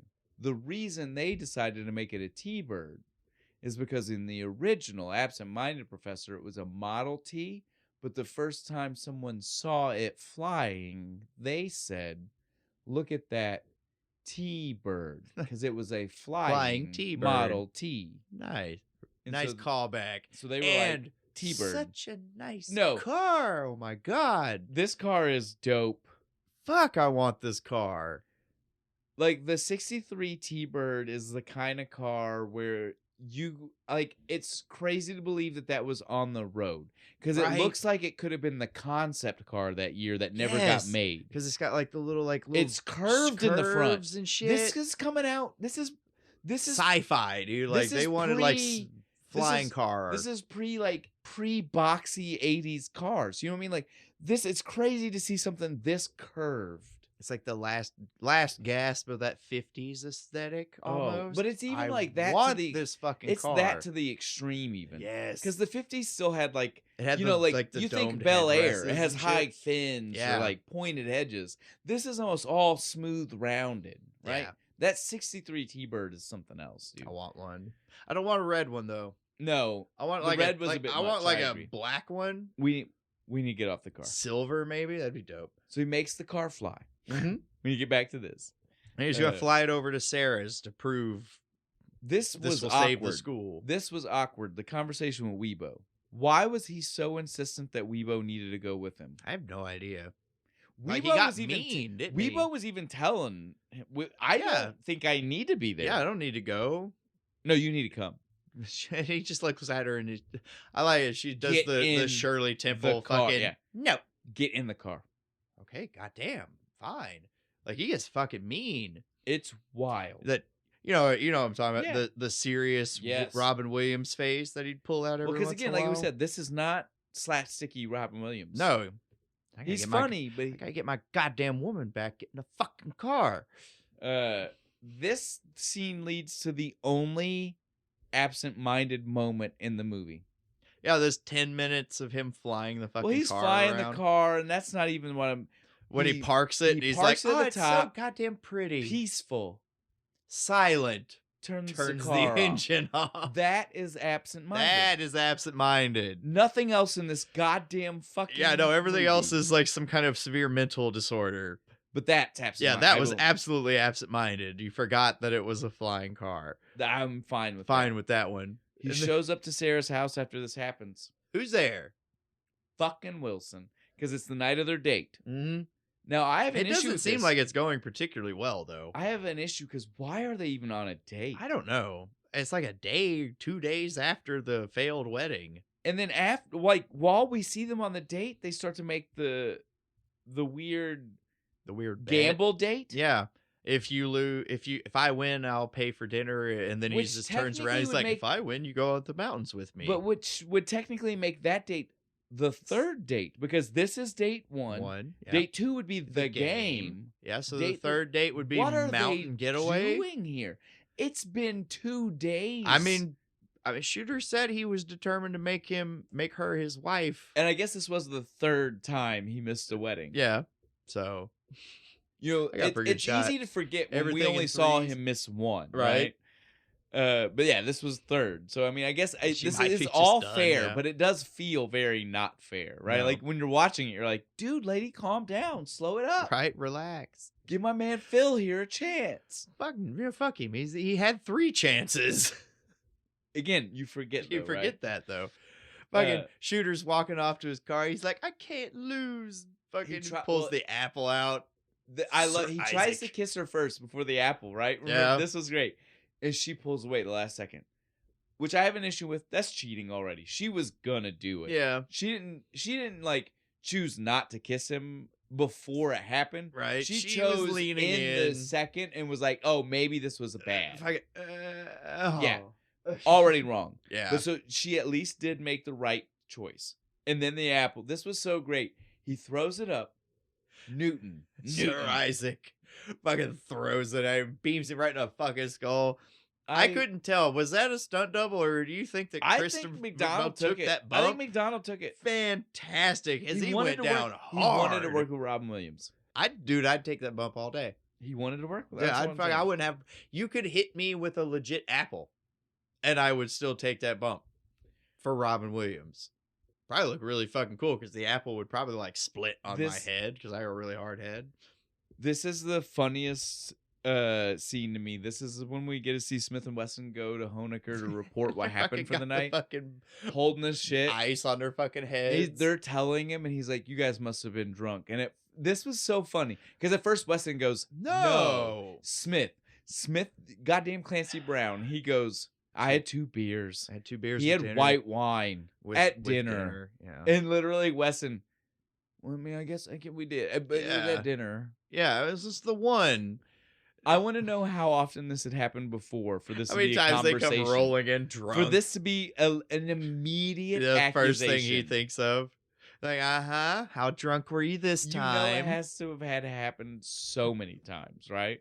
You know, I almost fired you last time for this, right? But then he's kind of like, well, they take maybe. The fucking ice off. They're just like, I don't know what he had, but it'll give you one hell of a headache. I love, the comedy. The comedy it's so good. That he makes, that John Hughes made Buffalo Bill fucking Bill, of all fucking people. He even almost has that Buffalo Bill fucking accent when he fucking said it, right? Oh my God, dude. And the fucking huge lumps on their head. Lean into it. They almost look like giant pimples. This is also so that's all we get with them. But now our next scene is when we get to really see the depravity that is Weibo. Yeah, this is when we see she makes her own hologram and goes and like spies, like watches fucking Phil sleep. Dude, this is so creepy because she like amalgamates a person from like all these different models on the internet. I'm like, assuming pieces she them together wants to make Frankenstein like the style. Like, yeah. Again, there's a horror movie here. I'm probably not smart enough to write it, but I want somebody to do it. It's the weirdest thing. It's beyond creepy. It's because And why is it in like a fucking like see-through fucking nightgown? Well, every bit of it's wrong. Yes. Luckily, when he shoots up a weight, it happened so fast he didn't notice it. Yeah, she immediately just fucking like she freaked. Yeah, Weibo freaks out. He like hits the light beam and it scatters, and she flips out and goes and like deletes everything and like pretends she's asleep. I don't think she deleted anything. She just turned the computer off. Yeah. Because again, the file's there. Yeah. At the end. Right? Yeah, that's right. That's right. But she does immediately like also shove herself on the charging dock. Yeah, right. Quick. No, I was asleep the whole fucking time. Yeah, this is definitely that moment where like it's hard for me to believe anybody can walk away from this movie not thinking that Weibo is creepy and a bad guy, and this is before we get the scene where they're trying to be like, oh, we should feel sad. Yeah, like, but when I was a kid, I remember everybody loved Weibo. Like, she was like everybody's favorite fucking character. That's crazy though, right? Like watching it now, and I'm like, no, she was a terrible person. Yes, definitely. Like none of the movie would have happened if it wasn't for her. Now we get to see Brainerd though fully enact his first thought. Yeah, this is how I fix it. We didn't even talk about this earlier. Why is Brainerd's only thought ever sports? He's like, he doesn't seem like the type, right? Well, and again, he acts like he's going to revolutionize sports, not that he's about to make the most cheating. Yeah, like he's not cheating at all. Like he's not making the thing that's going to break the game. The second you put this product out, like the sports commissions are all going to be like, yeah, you can't use that. No, that's cheating. He's acting like he's about to revolutionize them. It's like he's really about to break the game. It's like that sticky tack goo that wide receivers used to be able to use, but then the NFL was like, no, that's fucking cheating because it just sticks to your hand. But for some reason, this is where Brainerd goes first, even though he's not the guy you'd think of for sports. So I guess right after he does the bowling ball shit with the hand cream, he's like, "This will have excellent applications for sports." And now he's finally proving it, right? Like he needed a way to prove. He goes to the not even like Medford's fucking gym. He goes over to fucking Rutledge's fucking gym or whatever to do these experiments. Well, I mean, you just gotta do your experiments where you can fuck up somebody else's fucking gym, right? Yeah. What if something goes wrong? Don't want to mess my gym up. Well, again, the experiments happen, but then he realizes he's going to use them. Yeah, and he puts it on like the thumbtacks to put on the bottom of the shoes. This was a surprise because he needed a place to be able to do two things, right? He thought this would be how he could make money from it. He thought people in the stands would see it and be like, that's a useful invention. And he thought this was going to be how he could prove to Sarah that she still didn't believe him. And he waits till like the very end of the game to even tell her that he had something to do with it, too. Well, it's all stupid. Yeah, it is. He makes Weibo create a special paint that will wear off in 30 minutes. Sprays it on the thumbtacks. What does that even mean? I don't know. All we get from him is like, it'd look rather suspicious if the flubber worked immediately. I'm like, yeah, I guess. But if it worked, here's my thing. Is it any less suspicious that it suddenly starts working halfway through the game? We don't even have to talk about the beginning part of the game. The only thing I'll say about the beginning part of the game is like for comic effect, they really wanted you to know that fucking Rutland's team was going to win because they were...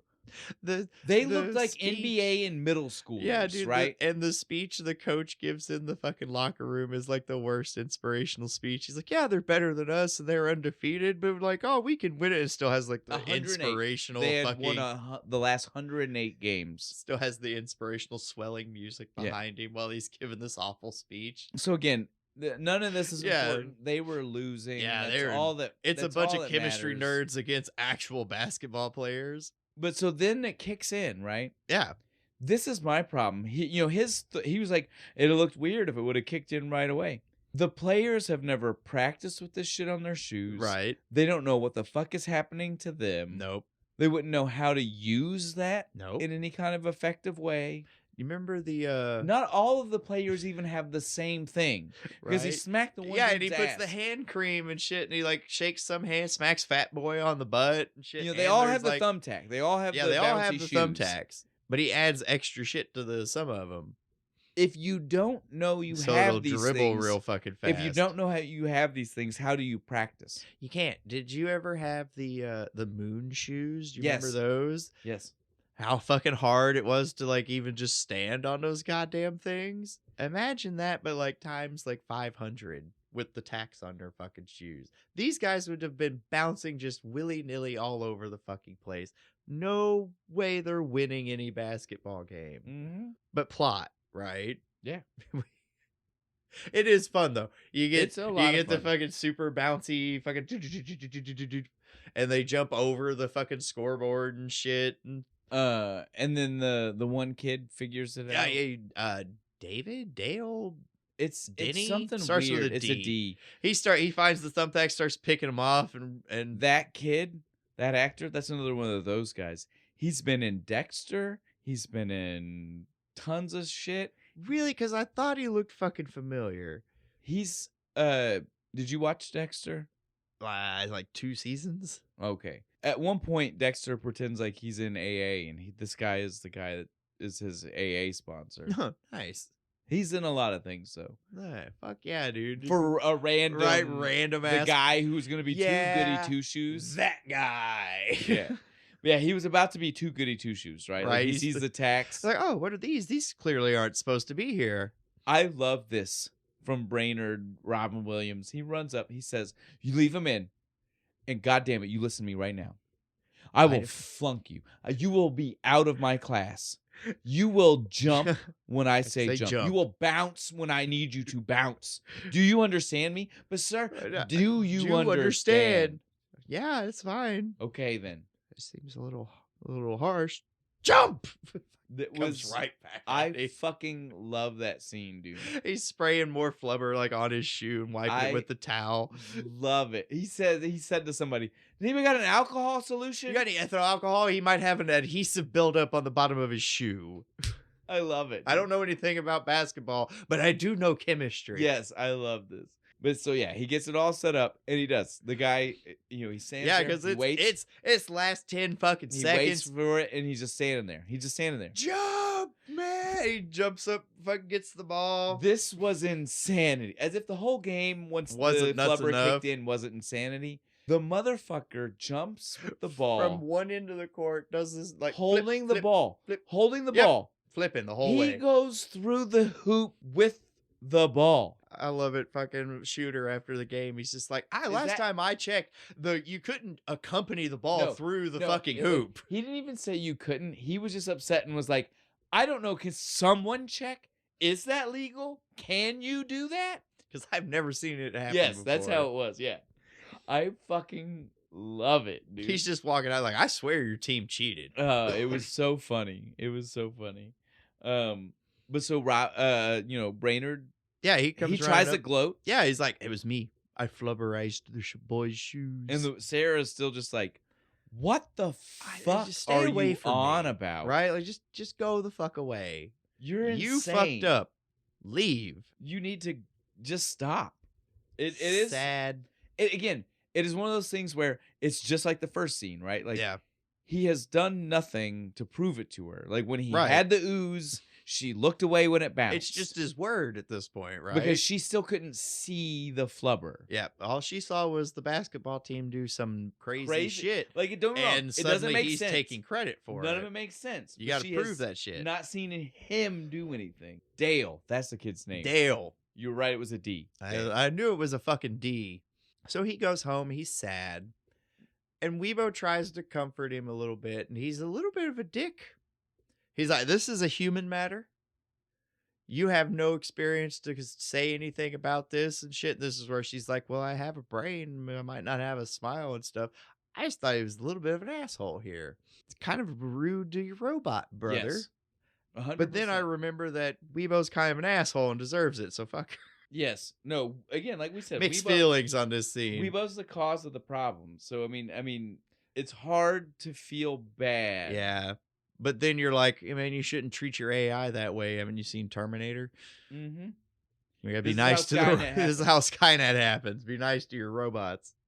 Give me 1 second, dude. You're good. Did we miss the Mambo number? Oh yeah, that's happening during the basketball game. That's why I wanted to make sure. I was like, I know we my did- note for we it did is skip somewhere, over it. but barely. Yeah. Again, we don't like it, so we don't need to talk Yeah. about it. I wanted to make sure we It's told just people. another like 5-minute fucking scene. Weebo goes to. We don't need to say anything else. Just like, sets the flubber out, and they have a big dance number for fucking 5-10 goddamn minutes. It is a only beautiful there. Danny Elfman song. It's awesome. It works. The CGI fucking holds up. Good job, CGI team. But in a day and age today where CGI can do this easily, I could do it on my phone probably. I don't got nothing to clap about. Yeah. It seems like a wasted 5 minutes. Yeah, it was just padding for time. It was padding for time. All right, sorry. I just wanted to make sure, like, even though we don't like it and we don't need it, I still feel like we should mention it. I remember as a kid in the theater, loving it, just loving it, being like, yeah. But today, woo. you're just like, yeah, like especially after watching it like 3 times, I'm like, all right, I we'll can just do skip without past this. Yeah, they okay. dance. I agree. I just wanted to, again, I didn't want to miss it. We still need to tell people. Yeah, it happened. It's there. It exists. And I believe it's called the Flubber Mambo. It is, or something like that. Again, Danny Elfman. It's a Danny Elfman original. It's not like an actual Mambo. I mean, if we song. really wanted to like break it down, we could talk about how they shot it. Stop it. No. We're done. We're done. No more. No more. It's over. It's over. Shut up. Where are we at now then? Oh, he's sitting at the kitchen table and he's whining. He's like, I love her with all my heart. We should hate Weebo. But this is when Weebo finally she snaps the fuck out of it, I guess. Saving grace. Yeah. Right? Babyface She records what he's saying. Yeah, because he's like, I know I'm absent-minded, but I'm not absent-minded because I'm an asshole. No. I can't say what he said. I can paraphrase it pretty good, though. He says, it's not that I'm absent-minded. It's that I'm so in love and infatuated with her that I don't know the things that I'm doing are wrong. Aww. Like, what you said still kind of sounds like a shithead thing. I'm just not because I'm an asshole or anything. He's saying that he's so distracted by his love for Sarah. She's so pretty, I can't think about anything else. That makes him absent-minded. Even the fact that I want to marry her, apparently. Yeah, apparently. Again, like I said, it's not actually good. It just it feels good. Whatever makes you feel better. But Weebo records it, and then she flies off to Sarah's house and shows Bounces it to her. off the screen. Yeah, she... Can you open the window? I can't knock. She says she can't hit the doorbell. How? Just smash into it. Look, I stand by the fact that none of this makes sense. Weebo didn't want to go to talk with her earlier. Weebo shouldn't be here now. Sarah wouldn't have been okay with it. Sarah would have been like, "What the fuck, bitch?" Yeah, this all gets resolved remarkably fast, doesn't it? Just because they need it to. Yeah. Again, for something that they padded for time other places. They could have just not done this. They could have done this better, right? And not needed a pad for time. Because Weebo just shows her the fucking video clip of him saying it. Literally instantly, Sarah goes, fixed. Oh, I'm sorry. Oh, it's all Next better thing we now. see, Sarah's in the car. Right? They're flying around. She's like, and Sarah's the one that's like, you understand? We need to sell this. This is the idea. Yeah, I know the line of shoes we could make. Yeah, she's just like. You understand the shoes is stupid. Right? No, the flying car. The car, you idiot. Flying car. Especially since it's such an easy design that anybody could manufacture it. Did I tell you? Flying car? Right? Did you forget what the fuck we're doing right now? But no, he's obsessed with sports for some fucking reason. Man, he's What's so that stupid. Heisman trophy? So, but now is when things start to really escalate, right? Yep, because as soon as they go home, who's in the fucking shed or garage, whatever? Honecker and his boys. And they're like, look. And Will Wheaton. Because he's just there. He's got a seat at the table now. Right. We said that. He's got a seat at the table. Has no lines. He's literally just there. But Honecker wants the fucking, the flubber. He wants flubber. I'll offer you a lot of money for it, and it'll Which solve a lot of your problems. He doesn't need to do. They owe him money. Yeah. He could just sign the rights over to him, and any profits made from any of the research from Flubber, he would have we'll be nice to him. We'll give him 25% off of it, and that'll pay the debt off. Again, that's real world. Honecker is very polite here. Yeah. He could just be like, you owe me money, I pay you nothing. Give me that. Give me. And that's a very, like, that'd have been a legal way. Like, Yeah, no, that's he totally legal. could have, because you owe me. You're You almost owe me in money default on your that loan. can count as money. We're gonna get the lawyers involved here, man. So, like I said, but I'll give Brainerd some credit. For a man who's absent-minded / dementia for most of this movie, he stands up for himself. Yeah, he does. He's like, no, fuck you. I don't. If I was interested in making money, I wouldn't have became a teacher. Yes, which is beautiful. Which is an awesome line. And so he sends them off. Bad move, and Professor. Sarah's like, now we have to make need money to now. sell this. Like, we got to do something. And so he's like, okay, I got this. We will go to the Ford Motor and Company. we'll sell the car. We're going to leave Weibo at home in charge, even though she didn't listen to me last time about keeping Flubber in the container. And now we have heat from the goons. I'm sure she'll definitely listen to me this time. Everything will be fine. Exactly. And the goons aren't possibly a threat right now since they literally just left our house. Right. Seems like a totally reasonable time to leave. Kind of threatened me on the way out, but I'm just going to leave. Like we said, totally not the time you would ever leave. Should have took the Flubber with him. Oh, 100%. But he doesn't. We see this fun moment where he takes the car to Ford. Yeah, the CEO. This was so funny. The secretary? Yeah. She comes in. She's all like, would you be interested in talking to Professor Brainerd? You talked to him about a new car design the other day. No. Hey, but send him a hat. But he's here to talk to you. What? He's outside right now. Opens the fucking window. It's like on the 20th fucking floor. That bitch didn't think to lead with, it's a flying car. Come on. Now. Fucking Sarah has the sign upside down. And Comedy. actual leniency to like real life. Yeah. It was a .edu. I saw that. It was for like Professor Brainer at fucking Medfield College .edu. I was like, nice and proper. That's real life. Yeah, that's real life. Because, you know, like, if you don't know colleges, you'd have put .com. Yep. But if it's .edu. It definitely works for a college. That was so good.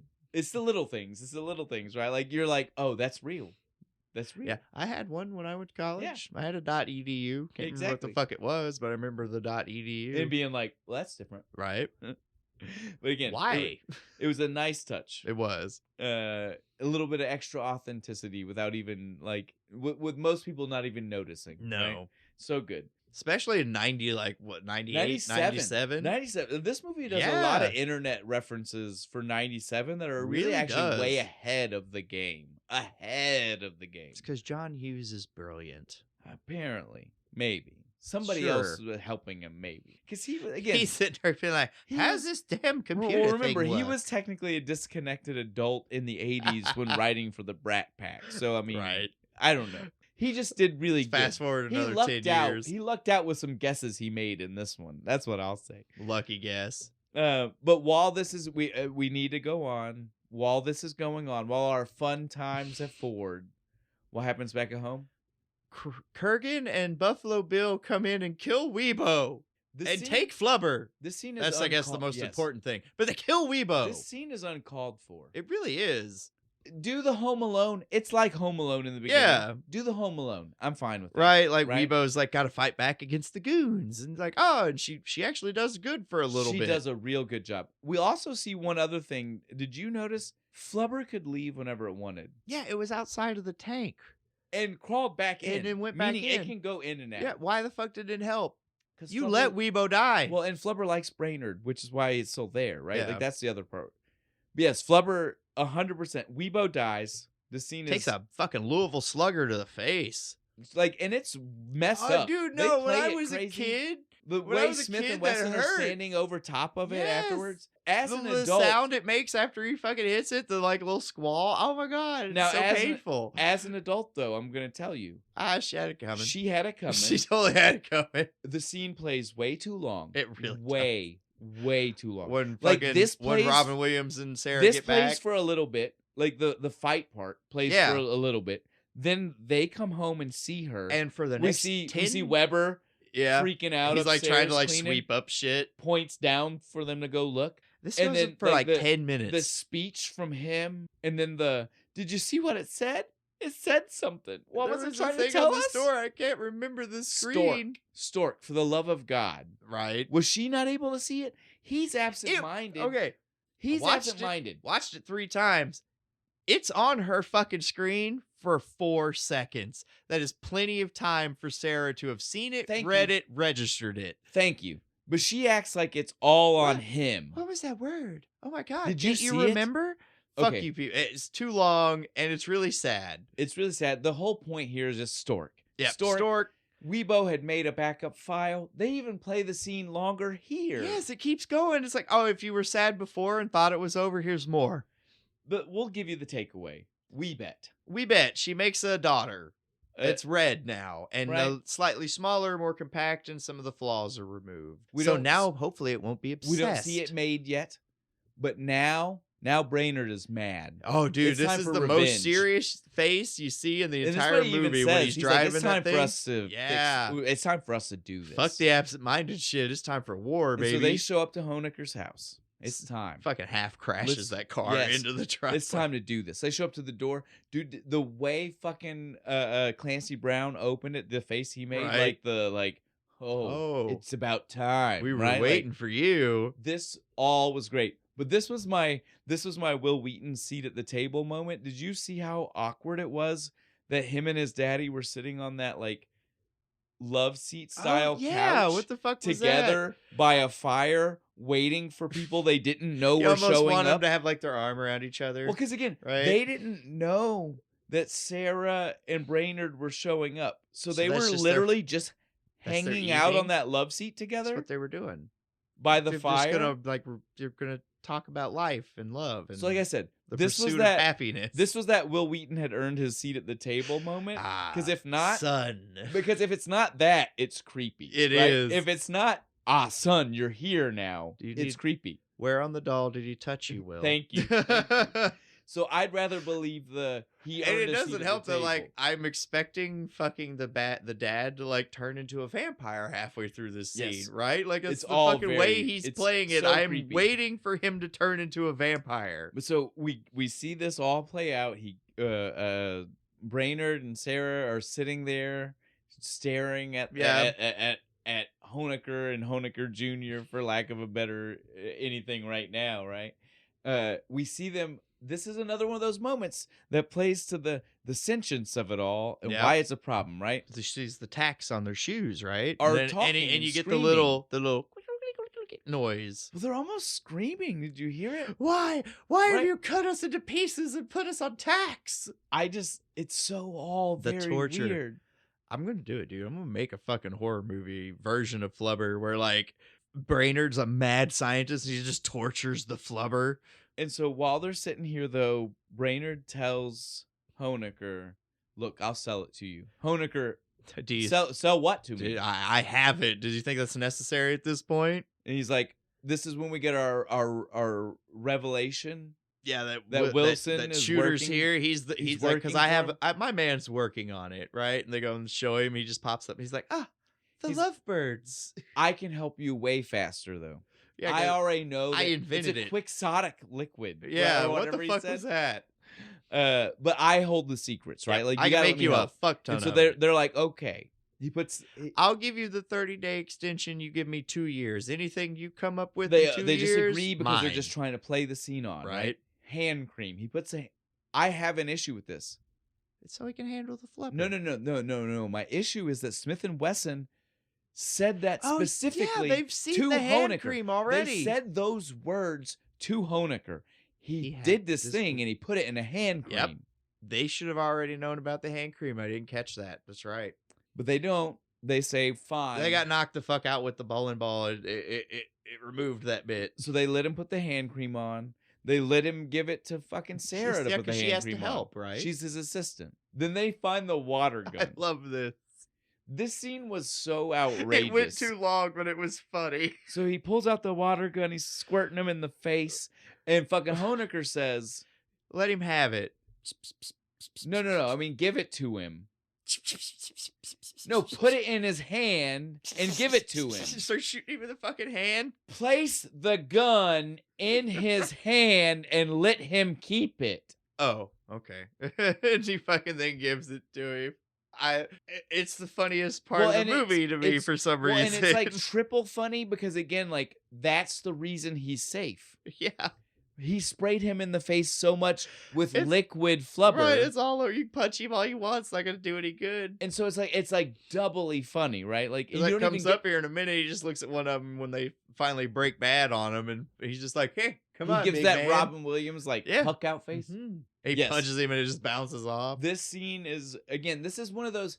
It maybe plays out longer than it needs. The water gun played out longer. Oh than yeah, it but needed it was to. still funny. But even the fight scene here scene. plays out kind of long, right? I called it flub foo. So we see a lot of them jumping around the room because it's on their shoes. Yeah. Right.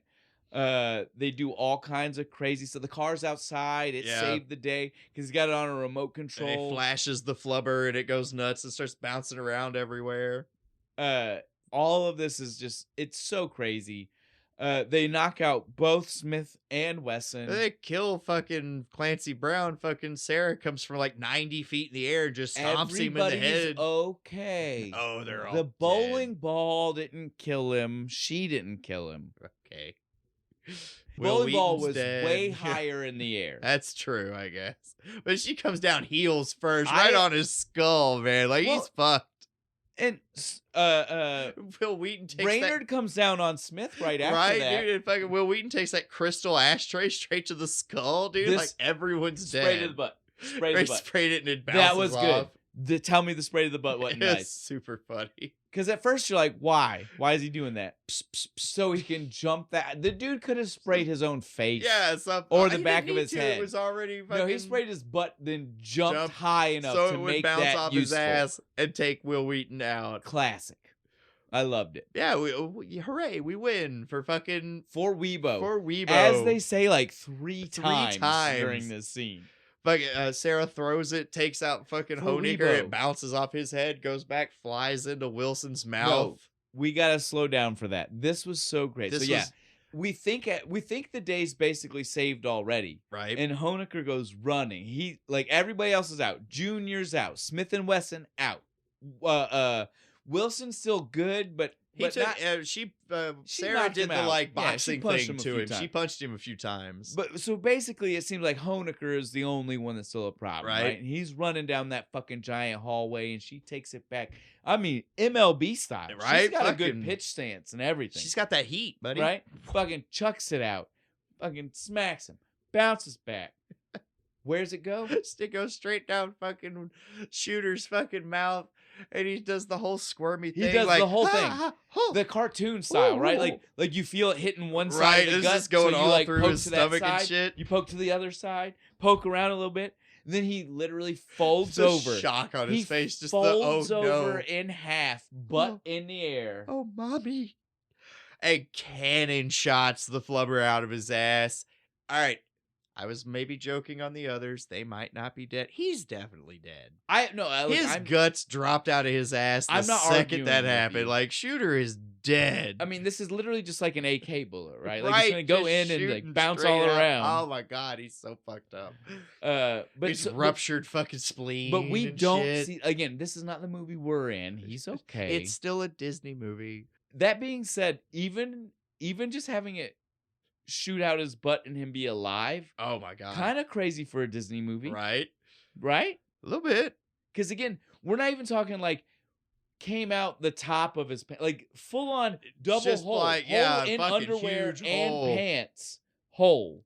Bang. You don't see butt because it's Disney. There's a loud bang. But there's an obvious double layer of fabric from the hole in his pants. Explosion out of his ass. Like, you're like, oh, it just sounded like it hurt, right? It was quite intense. Poor Shooter McGavin's ass. The day is saved. All of our bad guys are out of commission. Right? We have all of our good guys are saved and they made it. Everything's good. Next scene we see wedding day.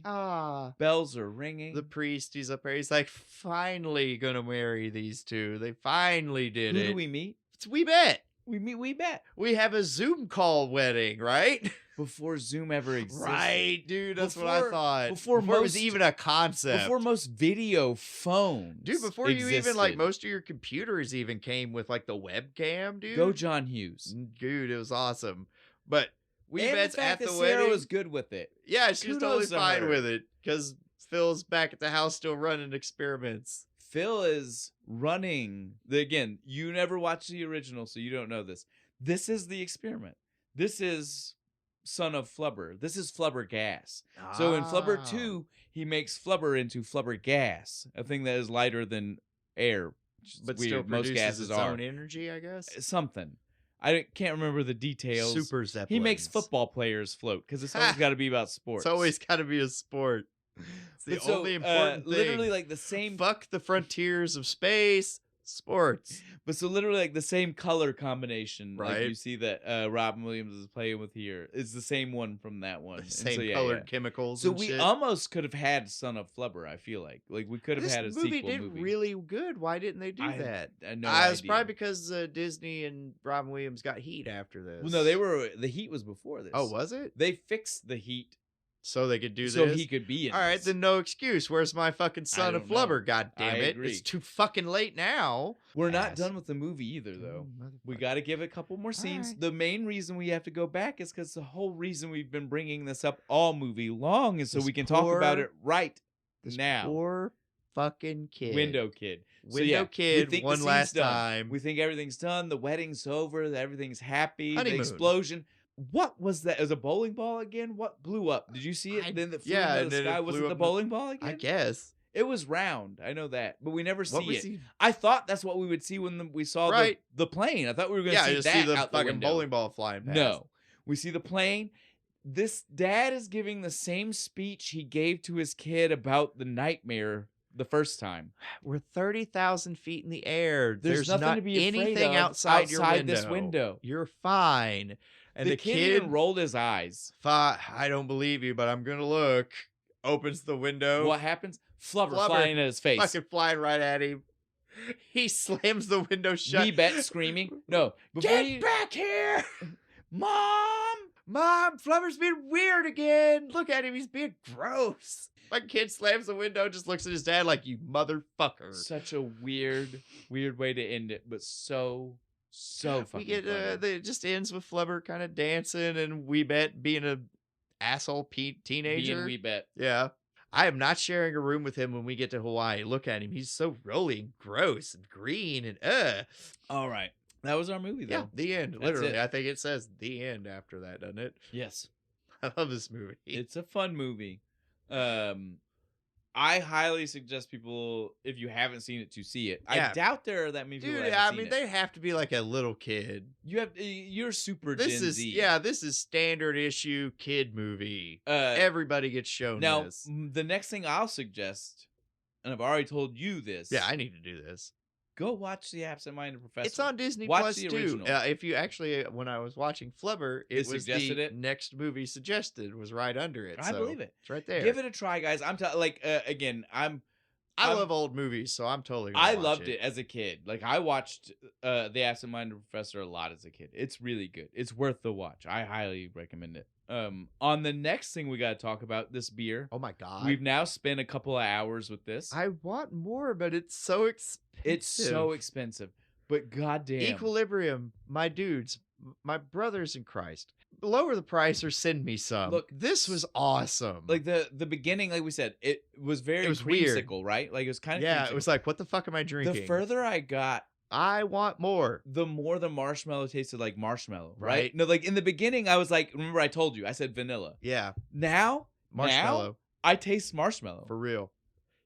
That's a science, baby. It's the science. The science. They're not wrong. Beer balanced by science. Equilibrium fucking killing it with this. The lab fluff. Everybody go try it. It's worth the fucking... Try it. Yeah, try it. Do it once. We'll just leave it there. Yeah, do it once. Pay the price for the one time. It's awesome. All right, so on that note, I will go ahead and let Bo tell you guys what we're drinking next, and I will tell you what that movie is. Okay. How would you pronounce this? Would you say... You do you. You leave me to the actors. I'll leave you to the beer. I'm gonna give you both. I'm gonna give you the anglicized and the possible German pronunciation. Sounds good. We're gonna go Weyerbacher or Weyerbacher. I believe either one. Both of them sound good. It's called Merry Monks. It's got little monks on there. What kind of movie? Monks. kind of movie, Shane? So I feel like we decided to go old school for a little bit, right? We have one video. We can't try to deny this. We have no idea this why. thing has gone gangbusters. It's like, right? what, 30,000 views? It's pretty close. If it's not at 30, it's almost. Almost? It's insane. It's awesome. It's one of our best performers. We had a blast covering this movie.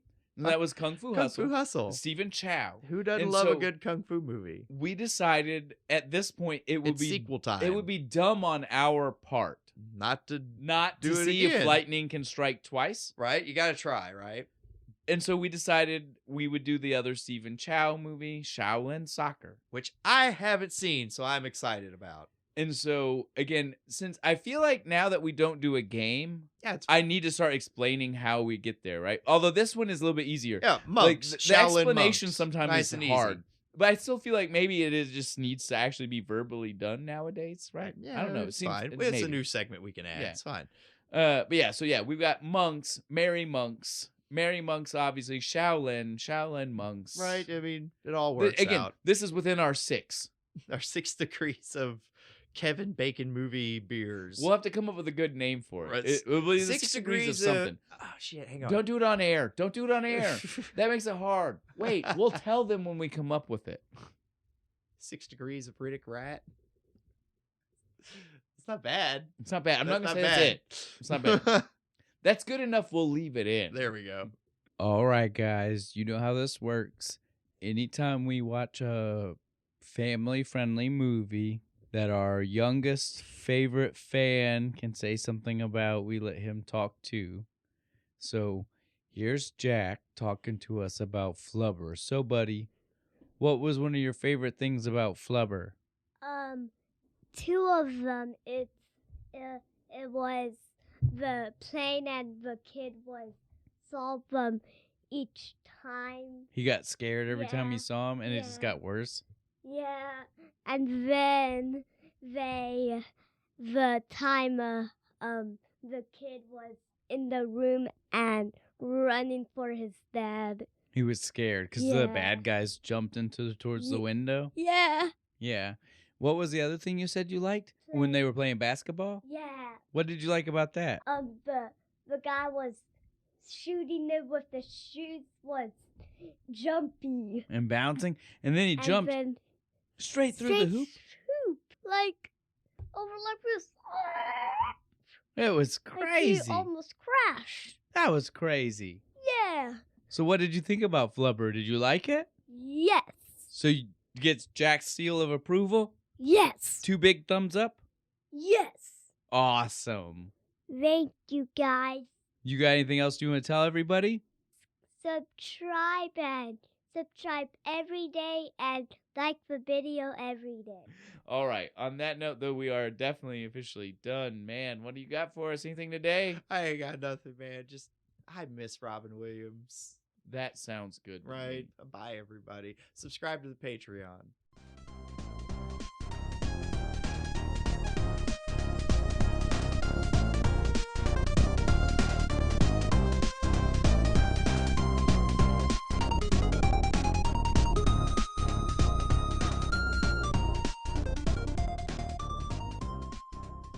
The night before.